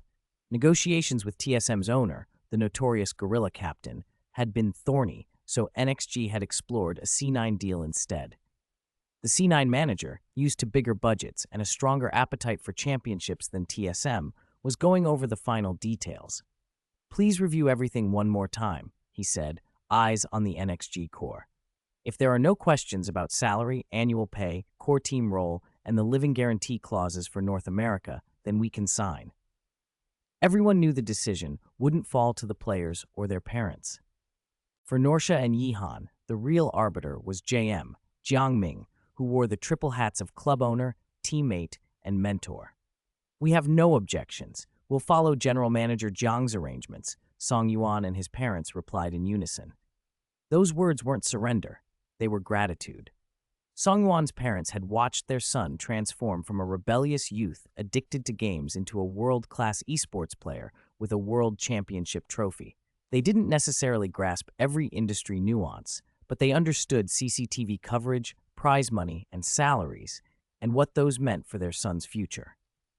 Half a year at NXG had given their child discipline, a steady livelihood, and a new life direction. Their trust in Jiang Ming was absolute. Wu Jiqiang's dependence on Jiang Ming was even deeper. Had it not been for Jiang Ming's forceful intervention, Wu might never have made the World Championship podium, earned his current income, or even learned to read the dense legal clauses of a contract. If Jiang Ming had not pushed him out of his comfort zone, Wu might have stayed at NXG for a fixed salary and faded quietly out of the scene. Jiang Ming teased them as he shuffled the final papers. "Nonsense. Stop thinking about making foreign exchange for the country and freeloading off me. How can you pass up a chance like this? Go on, get out there and show other clubs what NXG standards look like," he added, half mock scolding, half proud. The contract with C9 had already been through multiple rounds of negotiation. The legal consultant from Jinling University gave a nod. "The terms are compliant. We can sign." Jiang Ming caught Song Wuxiqiang's eyes, and the two young players solemnly signed in the Party B section and pressed their fingerprints. At that moment, a strange emptiness washed over them. When they looked up at the NXG logo on the wall, reluctance showed plainly in their eyes. Signing meant they would no longer be NXG players. Jiang Ming laughed and scolded again to break the mood. Aren't you supposed to be thrilled about earning $300,000 a year? Don't stand there ruining my mood. You each brought the club millions in transfer fees, he reminded them. Besides, even though you signed today, your NXG contracts don't expire until the end of the month.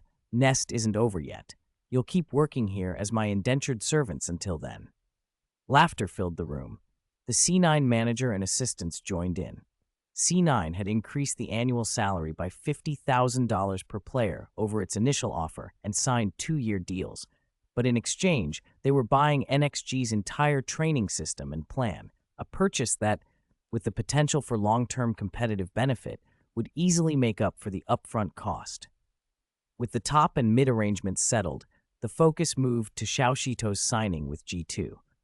Xiao Shito had actually been the first of the NXG players to spark interest from G2, but Jiang Ming insisted on a thorough on-site inspection. Someone went with him to Europe, and the team even made a special trip to Zurich to verify the admission documents from the school that had been cited. In the end, G2's offer included a standard champion jungler contract, plus something extra, a gambling clause. Chapter 269, Transfer Turmoil 2, the $10 million man. Jiang Ming hadn't expected G2 to offer such a performance-based contract. In a normal deal, G2 put forward a base salary of 300,000 euros a year for Xiao Shito, with endorsements, streaming income, and other bonuses calculated separately. The bet-on contract, however, spelled out 3 escalating performance tiers and guaranteed a minimum of 150,000 euro annually. If Xiao Shito led the team to qualify for the LCS in the 2014 spring split, his salary would instantly match the regular contract. This was the first tier. The second tier promised that if Xiao Shito could guide the team to a top 3 finish in the LCS across spring and summer, his base annual pay would rise to 500,000 euros, and his seasonal bonuses would double. And if G2 completed the triple jump and qualified for the World Championship, his annual salary would jump to 1,000 euros. Any differences in pay would be supplemented the moment the corresponding conditions were met. Xiao Shito stared at the contract, the paper flipping in his hand, eyes burning. "Mingay, should I sign it?" he asked. What he wanted to know was obvious. Was this deal worth the gamble? If he refused and took the regular 300,000 euro contract, converted into RMB, it was still more than 2 million yuan a year, already far above what most peers earned. But the bet-on contract's lure was deadly clear. Getting the team into the LCS in spring would match the regular deal, and once he'd accepted that military order, the upside scaled dramatically. Top 3 in the LCS and his pay doubled, a world spot, and he'd be looking at nearly 10 million yuan a year. In 2014, that kind of salary would rewrite the ceiling of the entire scene. Of course, G2 wasn't being reckless. Thanks to the NXG hype, NXG's strong showing, and the Chinese market behind the LPL, capital had been sniffing around. For G2, flush with investment, money wasn't the problem. Attention, recognition, and tangible results were. Signing the jungler from the champion NXG team, widely seen as the second core of that roster, would bring enormous traffic. With savvy operations, G2 could vault into the LCS's upper ranks, but if they paid big and then sputtered in the secondary league, that would be a poor investment. So the bet-on contract was a performance safety net for the club and a way for the player to prove his worth. Sign it! Why wouldn't you? Jiang Ming laughed and clapped Xiao Shito on the shoulder, nearly pushing him back into the sofa. How competitive can the LCS qualifiers be? Leading G2 from the secondary league into the LCS is a slam dunk. This contract has 2 outcomes. At worst, you break even. At best, you make bank. He tapped the agreement on the table with a playful grin. If it were one of those mechanically flashy kids, sure, I might worry about slips. But you're different. Among NXG's 5, you're the jungler with both talent and tactical discipline. Sign it. A bet-on contract is just another form of self-motivation. He changed tone then, squinting. But I think you already know your answer, don't you? Xiao Shito scratched his head, smiling sheepishly. I mostly wanted to hear your opinion. Jiang Ming's eyes narrowed teasingly. So if I told you to take the regular G2 contract right now, would you? Of course not. Xiao Shito burst out before he realized he'd walked into a trap. Seeing Jiang Ming's impish look, he muttered, "You're trying to trick me." Jiang Ming laughed and rapped his shoulder. "Just cut the drama. Go sign it. Don't make me think you're not ambitious. And since you're signing a bet-on deal, find a way to get all the rewards," Jiang Ming added. "I'll ask G2 if they want to bring in another coach." He knew Xiao Shito's value intimately, with that player's tactical sense and tempo control, and assuming his teammates weren't a disaster, pushing G2 into the LCS's top 3 would be straightforward. But one player can only do so much. Reaching the global finals required a standardized training system. That was a gap only staff could fill. Sending an NXG-trained coach to G2 would both improve the team and cement Xiao Shito's authority. Besides, everyone in the scene knew NXG's training system was the gold standard. Teams would gladly pay for a coach who understood it. Xiao Shito's throat bobbed. After a long silence, he managed, "Thank you." Jiang Ming waved it off and leaned back, eyes drifting to the Diana outside the window. "No need for formalities. When you clinch a world championship spot and you're in Zurich, bring me the most expensive champagne you can find." The thought of his disciple becoming the first 10 million yuan jungler in the scene pleased him. G2 was ecstatic to hear NXG would marry off a coach along with the jungler. They'd been wondering what it would take to secure 1 or 2 training staff from NXG. Everyone knew NXG's 5 players weren't prodigies, but were drilled to excellence. A coach who knew NXG's system would be invaluable. It was a clear win. Xiao Shito got the upside contract, G2 got attention and hope, and NXG got a hefty transfer fee plus a promotion for a youth academy coach. At NXG, the fastest route to promotion and a pay bump sometimes involved being personally sold off by Jiang Ming. With the jungler's transfer settled, only the bottom lane duo remained. Support Pang Ran, nicknamed Pang Pang, was less complicated because his move was a loan. Jiang Ming didn't want a long loan. 1 year for 2014 would do. Royal Never Give Up offered 1.8 million yuan for the loan. Compared to the other departing players, Pang Ran's fee and salary bump were the smallest. Supports generally command lower prices, and domestic deals don't carry a foreign player premium. Still, the 1.8 million went straight to Pang Ran. NXG didn't take a cut, and after taxes, it was his. During negotiations with RNG, Jiang Ming also secured tactical advisor positions for himself and the incoming Tabe. That guaranteed Pang Ran a core role on the team, the highest salary on the roster, and maximum authority. In short, Pang Ran would have the clout to keep hot-headed Uzi in check during games. Uzi's notorious temperament mattered in-game. Off-stage, he was a loyal friend who would go the extra mile for people he cared about, as Tabe could attest from their long history. Given Uzi's relative lack of achievements and fame at the time, he didn't dare go up against Pang Ran anyway. And in-game, Pang Ran was a perfect support template, half coach, half player, definitely qualified to call the shots. Jiang Ming rubbed his temples. Finally, only Xu Jing, that big fool, is left. He felt a headache coming on. Being a responsible manager was tiring, constantly working for his players, acting as both father and mother. And Xu Jing, the expert troublemaker, had picked the transfer that would give him the most grief. Chapter 270, Guerrilla Captain's Major Meltdown, LGD, or as everyone liked to call them, the Happy Family. Jiang Ming never imagined that a single momentary lapse of attention would give Xu Jing, the team's #1 troublemaker, an opening. This kid had refused all the obvious powerhouses like EDG and insisted on joining the Happy Family. What made it worse was that no matter how Jiang Ming crunched the numbers, he never expected that Xu Jing's college-aged sister would be acquaintances with the LGD owner. In the office, Jiang Ming rubbed his temples until they ached. "Think it through," he said. "If it doesn't work out, sign a short contract. Rotate for a season with Suangao and Shaoqin, and if a team from the secondary league gets promoted in summer split, consider splitting." "Does Mingay not want me at LGD?" Xu Jing asked, curious, pulling his phone out and showing a group photo. "Pan Jie and I are close. She even came to my house when I was little. They're offering good treatment and plan to build the S4 roster around me." Jiang Ming loosened his tie and sighed. It's not that LGD is bad. Look around. Shopping around won't hurt. He couldn't just say, I'm afraid you'll be swallowed by the optimistic family, could he? LGD, once FTD, had long been a pillar of Chinese esports. Its Dota division had made a name for itself as early as 2009, and on League of Legends they had the bankroll other teams envied.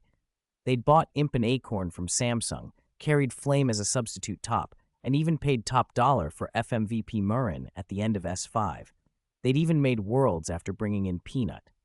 But this was Summoner's Rift, not some cash for results machine. LGD had a reputation for being inscrutable, for abstract plays that made no sense to outsiders, or for doubling down on strange strategies that went nowhere. Their roster moves were flashy, but what did they actually gain? In S5, they'd finally won a summer split title after heavy investment and still failed to get past the world's group stage with a 3-3 record. S10 ended the same way, a 3-3 world's finish and elimination in the top 16. Inside the LPL, they'd earned a reputation for being unpredictable, robbing the rich to help the poor, some joked. And when the money route failed to produce consistent results, they relied on league dividends to get by. If Xu Jing went to LGD, Jiang Ming feared it would waste his youth and stifle his growth. He had influence, but only advisory power when it came to transfers. He'd taken responsibility for past signings because other players and their families trusted him. But Xu Jing was following his sister's lead and the halo of familiarity around LGD's owner. All Jiang Ming could do was insist, go if you must, but sign for 1 or 2 years. November 24th turned out to be a seismic day for transfers. Early in the morning, major clubs began dropping announcements. At 8 a.m., EDG led the charge. Former PEA Namai Ju Jiawen had joined EDG. Former BE jungler Clear Love had officially signed with the club. Former WE support FCZF Ju Jun was welcomed into the EDG family. WE's account wasn't far behind. After negotiations, they announced they had retained Aluka and had promoted players from their second team. WA support Conan, Ki, Mid Sukim, Chen Juan, and jungler Ruo, Teng Yangcha. Fans immediately lit up forums with analysis. PE had reached 2 finals. EDG needed an AD. WE needed a top. The moves made sense, but the season promised to be thrilling. At 1 p.m., NXG dropped their bombshells, 5 consecutive posts, each a farewell. The club swapped its banner to a smiling team photo and then pinned a string of goodbyes. Goodbye, NXG. Norsha. The top laner was praised for opening fights with solid fundamentals and timely support. He was heading to C9 in the NA/LCS. Goodbye, NXG. Yihan, the quiet, reliable mid laner who had carried mid in the S3 Global Finals BO5, was also joining C9. Goodbye, NXG. Stone. The jungler, the S3 champion jungler, had signed with a new European club, G2. Goodbye, NXG. Another player's farewell followed in similar fashion. The comment section exploded. Fans cried, mourned, and panicked. Why are our top and mid going to NA? What is JM doing helping the enemy? LPL clubs, how did this happen? We didn't have the money. C9 will be terrifying with Lao Song and Yihan. What salaries did they offer? Once Jiang Ming and NXG's PR team guided the narrative, the financial logic became clear. These players weren't abandoning China for culture's sake. They'd been bought with hard cash. Fans consoled themselves. Earn dollars overseas. Come back richer. What else matters? But one transfer left everyone bewildered. Stone, the S3 champion jungler, hadn't signed with a top-tier European team. He'd gone to G2, a newly created club in Europe's secondary league. How, fans asked, did a world champion land in a second-tier team? The LCS system differed from the LPL's. The secondary leagues could be a stepping stone into the top league if performed well. Still, everyone was stunned. Some club managers who had bid for him were outraged. No one was more furious than TSM's guerrilla captain. The veteran NA club head had been on countless calls, pushing hard to bring the NXG jungler across the Atlantic. To be outbid, or to lose to a secondary league offer, was inconceivable to him. He took to Twitter with a blistering rant, accusing certain decision-makers of being short-sighted and money-driven, of not caring about players' futures. His public berating only made the story worse. EU players, already reveling in the buzz around G2, flooded Guerrilla Captain's timeline to gloat. The NXG jungler chose our secondary team over TSM? Told you NA versus EU. EU's got the edge. NA players snapped back. LPL pros, watching via VPN, piled in with sarcastic commentary about the poor quality of North American and European trash talk, urging both sides to learn how to spar from the real masters, the Chinese scene. Guerrilla Captain's meltdown vaulted the NXG to G2 story to the top of trending topics and turned G2 into an instant sensation. Followers surged on the new club's accounts. Under the covers in Europe, the G2 owner laughed like a man who just made the best investment of his life. The money spent on Stone already looked worth it.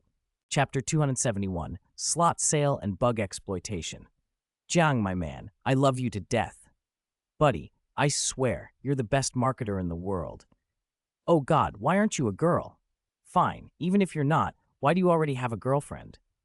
On the other end of the phone, listening to the increasingly ridiculous praise from the G2 representative, Jiang Ming broke off his focus and laughed.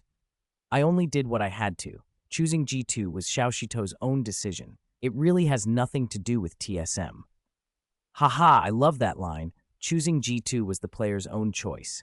You're welcome to come to Europe next time. I'll make sure you're treated well. Please keep an eye on Xiao Shito for a bit. After the new year, we'll send someone to pick him up, and our new coach for G2, Comrade Yi. Because TSM's Captain Guerrilla unexpectedly drew the spotlight, Xu Jing's transfer to LGD after Xiao Shito moved didn't stir much discussion. Apart from a few well-wishers, it was a routine domestic transfer.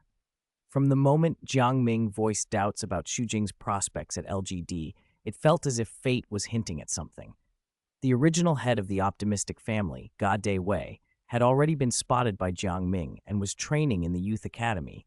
Maybe Xu Jing would unintentionally become the family's first star in this timeline. When Jiang Ming had decided to let most of NXG's first team go, he had expected this. In the newly established NXG, he had been the biggest star. Any players who stayed would be his supporting cast, not entitled to the same resources. Still, the departures wouldn't hurt the club's fanbase much. What did catch everyone's attention was how Xiao Shito had stolen the limelight from Xu Jing, while Pang Pang, the support, remained a fan favorite. Fans scrolled through NXG Club's 5th update and suddenly realized it was simply a roster announcement. New signings to fill the squad for the season. Former PE support Sheikah, former Royal Never Give Up support Tabe, Royal Never Give Up's former top laner Shen Chao. That's not right. Where's our Pang Pang? No matter if he's staying or leaving, JM, say something. Why bring in 2 supports? What are you trying to do? Do you actually think some veteran RNG support and that fat old fox from PE can replace Pang Pang? Who did the fat guy offend? You can call me fat, call me an old fox, just don't call me dead. If you don't love, don't hurt. 1 hour, 2 hours, 3. NXG's official Weibo said nothing about Pang Ran. Rational fans reassured themselves. No news was good news. Probably Pang Pang had stayed. Others, provoked and anxious, demanded answers in the fan group. It couldn't be that the other 4 were destined for bright futures, while the support was left in the corner. Being a quiet hero on the Rift was one thing. Being ignored in real life was another. The group chat erupted. JM, you've done all sorts of things. Jiang Dog, get out. Haha, is this NXG's hardcore fan group? Each one is more theatrical than the last. All have VIP badges. Oh, a newcomer? You'll get used to it. Wow, fresh meat? Slurp, he's my type? Don't you dare steal him. Did you type wrong?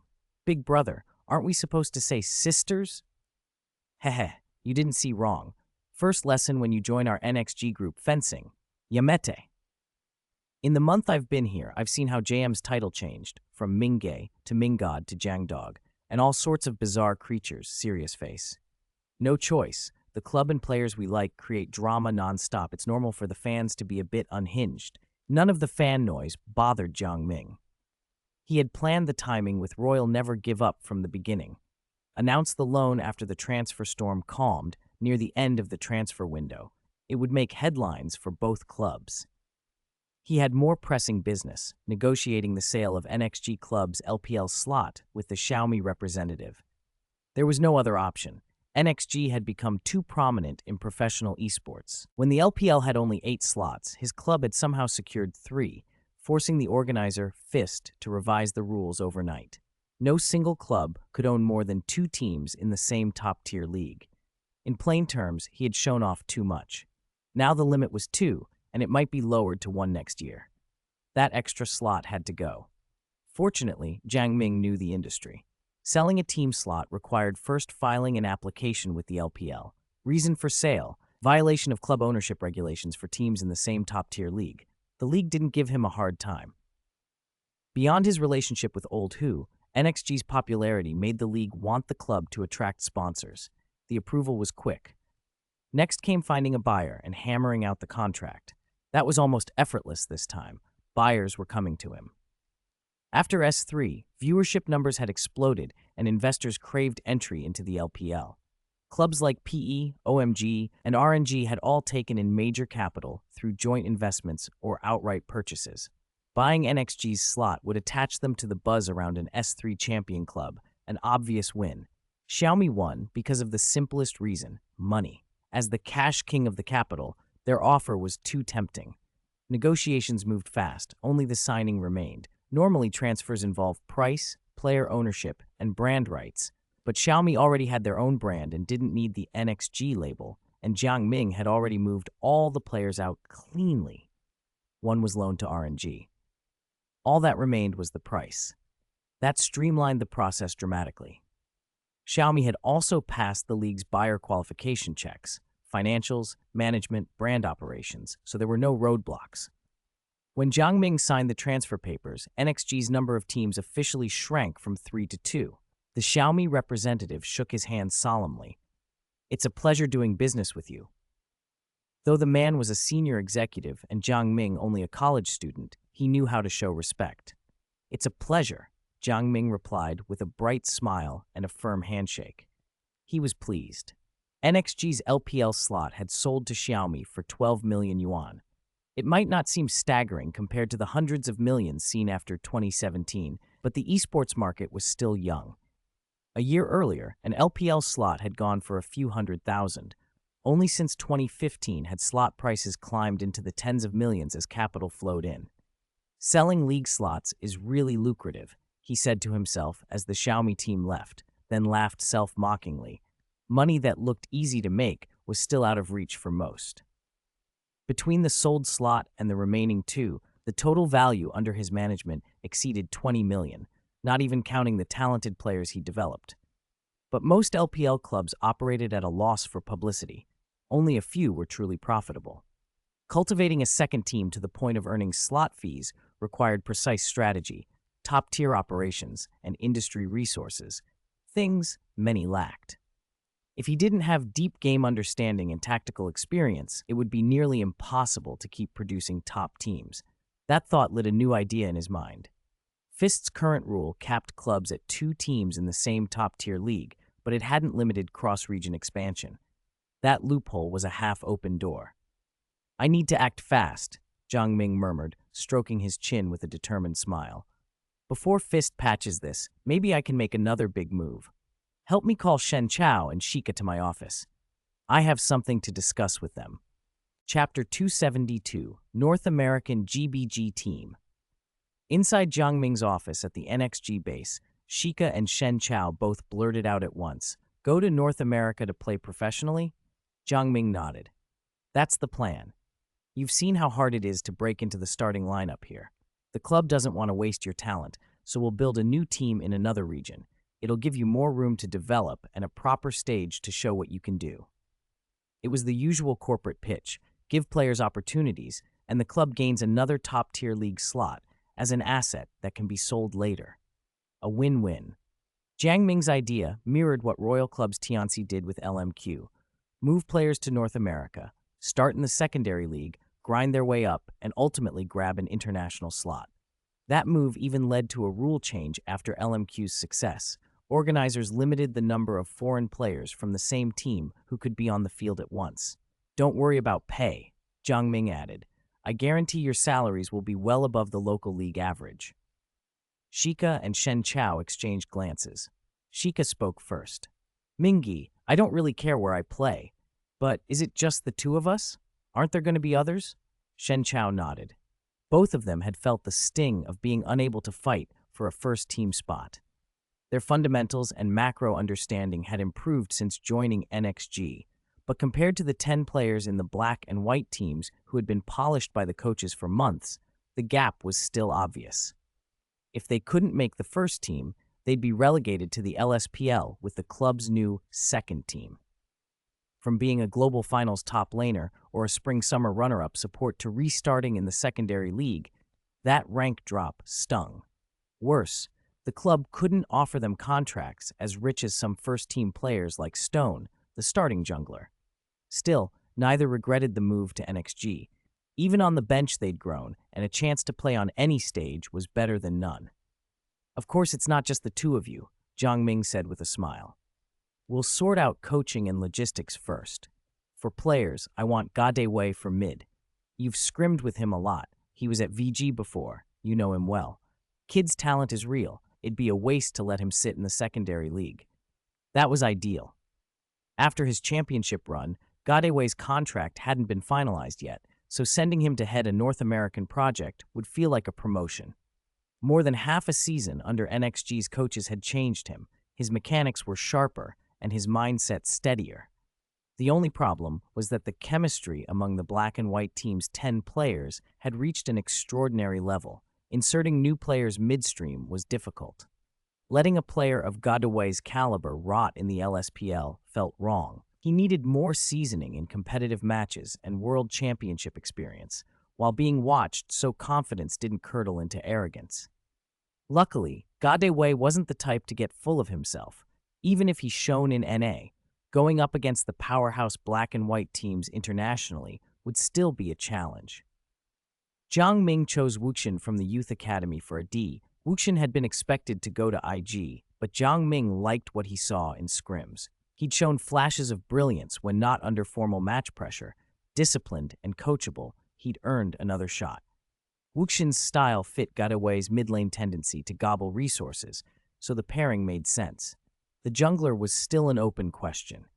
Jiang Ming considered Wuming from the original LMQ roster, but Wuming's jungle control was only just acceptable. In a cutthroat season like S4, a jungler needed to either carry games with control or at least not be a liability. Finding a domestic replacement quickly looked unlikely, so Jiang Ming started scanning European and North American solo queue for prospects. Fortunately, there was no rush. The North American branch's first phase would focus on systematic training at HQ, giving them time to scout and test junglers during the build-up. Even without a finalized jungler, Sheikah and Shen Chao felt a huge weight lift off their shoulders. Jiang Ming's plan was detailed enough to show the club had already committed to expanding to North America. With everything arranged, all they had to do was train and play. "Mingge, we'll get back to training," they said, standing up and leaving for the practice rooms. They trusted Jiang Ming, and NXG's reputation and generous treatment during the transfer period made the decision easy. Jiang Ming handled players cleanly.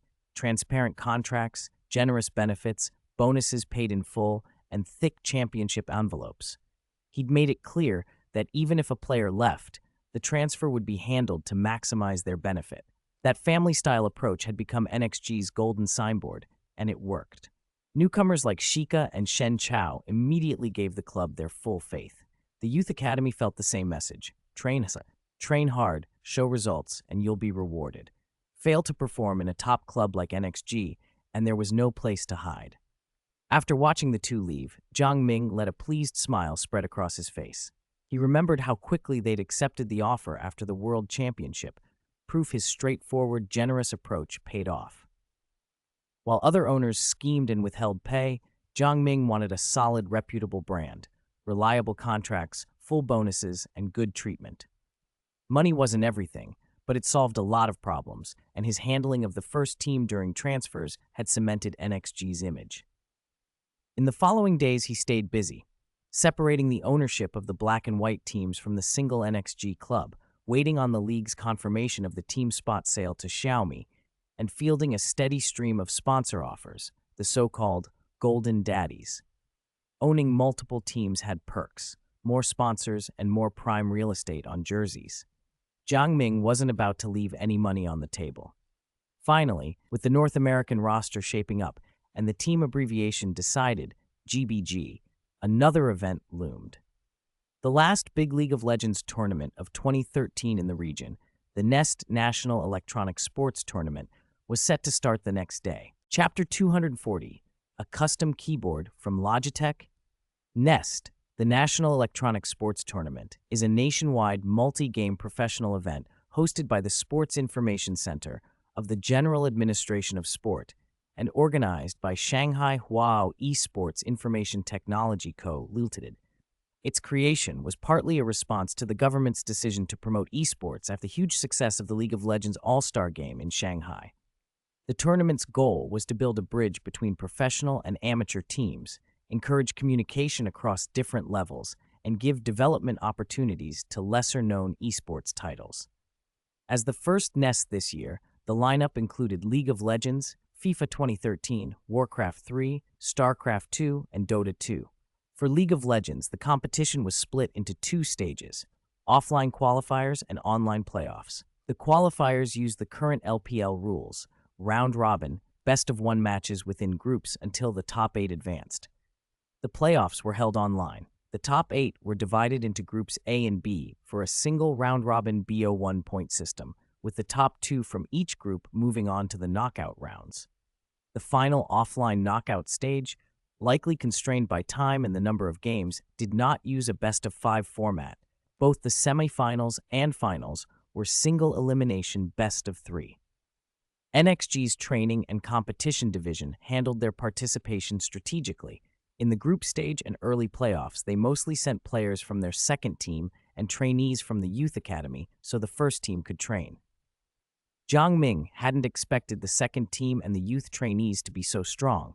Who said youth players were always inexperienced? The youth trainees trounced established starting lineups in BO1s, and by the end, all 3 NXG squads had advanced into the top 8. Perhaps their dominance worked against them. The bracket handed NXG a manufactured twist, an internal showdown in the quarterfinals. NXG.B versus NXG.W, the black and white rivalry. In that clash, though, the plot bent in a different direction. NXG.Black, led by Qin Huan and playing more consistently on stage, beat NXG White 2-1, punching their ticket to the global finals. From the commentary desk, Miller crowed, "This victory is a blade of revenge. It cuts through the sting of their loss in the City League Championship." Meanwhile, the NXG first team, having finished all their transfer procedures, returned to the stage, refreshed and determined to repay the club for everything and to fight for one last time together. The veterans dominated in the semifinals, sweeping OMG 2-0. Before the series, some had speculated that NXG's 5-man lineup was in disarray from the transfers, and that OMG might make a name for themselves by beating the Season 3 world champions. The scoreboard told a different story. NXG's veterans utterly steamrolled OMG. OMG fans who watched could only grumble. They weren't even NXG players anymore. So why were they still giving everything? What was the point? November 30th, Nest Global Finals Day. NXG First Team versus NXG.Black. When the matchup was announced, many outsiders had a chuckle at the theatrics that followed. Both teams posted declarations of war on the club's official Weibo, and yet that morning, fans spotted all 10 players, the ones supposedly at each other's throats, casually clustered in 3s and 2s on the same team bus headed to the arena. The comment section exploded. Gong Guang almost stepped on Pang Ran's foot. Xiao Duan's eyes are full of resentment. Is this what betrayal looks like? But I was here first. I thought a club with this much internal competition would be super tense. I'm reporting this to the organizers. Someone's planning to play dirty. Why are the two teams' names so similar? Come on, guys, stop throwing shade at NXG. Don't give them bad press. Outside of the organization, it became a running joke. Save time in the finals. Don't even play. Just ask Coach JM who won their scrimmage last night and call it done. Jiang Ming was on that bus. He hadn't planned to go to the venue. From the Worlds right up to last night, he'd been non-stop, barely catching a moment's rest and looking forward simply to sleeping in next to his senior. But the first team bombarded him with calls, pleading tearfully and packing their pleas with lines like, "You can't miss our last dance." They even wrote a mock, Esports petition to the boss lady, tugging at his guilt until it beat his fatigue. So, despite being exhausted, he forced himself on the bus. There was another, unspoken reason he went that he didn't mention to the players. Nest was primarily a development platform, much like the Demacia Cup in a different timeline. Training new players mattered more than collecting another trophy. NXG's infrastructure and staff were mature. Some things had to be handed off. If he stayed too hands-on, even Ultraman would shake his head.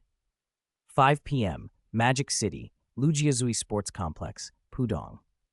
Inside, the arena thrummed with cheering fans. The atmosphere was electric and different from most of the other events, as if every inch of air vibrated. "Is this what it's like to be a world champion?" some murmured. Players from other finished matches stood backstage, green with envy at the applause the NXG members were getting. "They're the hottest team in the country right now," someone said. "They're strong as hell, too. Winning worlds undefeated, I can only dream of that." Professional LPL teams watched NXG's intra-club derby with a mix of admiration and envy. On stage, the 5 members of the NXG first team fussed with their gear as usual. "Pang Pang, when did you change your keyboard?" Xu Jing asked, eyes fixed on the keyboard in Pang Ran's hands. It was an ordinary blackboard that somehow had been transformed. Delicate cyan landscape patterns flowed across it like ink-wash strokes. When Pang Ran tapped the keys, lights moved across the caps in a slow, elegant procession, like a painting coming to life. "Damn, that's gorgeous," Xu Jing blurted. He was not the subtle type of complimenter. "You asking about this?" Pang Ran looked up. Logitech renewed their sponsorship with the club. For the new season, they're customizing peripherals for each player. This one's a trial. "What?" Xu Jing blinked. "Customized? Trial version?" Songyuan and the others reacted at the same time, turning to Pang Ran. "Why do you get one all to yourself? What about ours?" Songyuan pointed at his face with exaggerated indignation and then turned to Coach White Crescent. "Old White, you know anything about this?" "Not me," White Crescent said with a bear-like shrug. "No idea." Pang Ran smiled awkwardly. "Maybe because you guys aren't considered NXG members anymore?" "What?" Xu Jing exploded. "We spilled blood for the club. Even if we transferred, we fought for NXG. They couldn't spare a keyboard?" "I'll ask Mingyi about this. There's bound to be a schemer behind it," Xu Jing accused. "Exactly," Songyuan chimed in. "And you're the one who left the team." "Technically," Pang Ran said with a grin, deadpan, "I'm on loan to Royal until my contract ends next year. Also, maybe these keyboards are part of Logitech's marketing for next season and nothing to do with club favors." "I don't care." Xu Jing ground his teeth. "After this match, I'm asking Mingyi for one. I'm the Season 3 champion AD. Logitech didn't even think to customize one for me. Their marketing director should pack up and go home." "Old Xu, I support you." Songyuan raised both hands. "Pang Pang." Xu Jing suddenly mocked his sister's syrupy voice, and Pang Ran's expression tightened. "Can I borrow your keyboard for today's match?" "No way. Esports players can't lend out their wives or their keyboards." "Just let me have a look. I read in a novel that customized keyboards have spirits and respond to you." "You're hopeless." Watching the NXG players joke on stage, many fans on the Nest livestream felt nostalgic and emotional. The comment feed filled with sentiments, "We'll never see these 5 together again." "Don't be dramatic, Northbound." Mingyi had to think about their futures rationally. "Rules are rules. One squad has to leave next season. If the treatment doesn't get better and internal competition's this intense, leaving makes sense. Be grateful. Isn't it awesome to see the first and second teams fight side by side one last time?"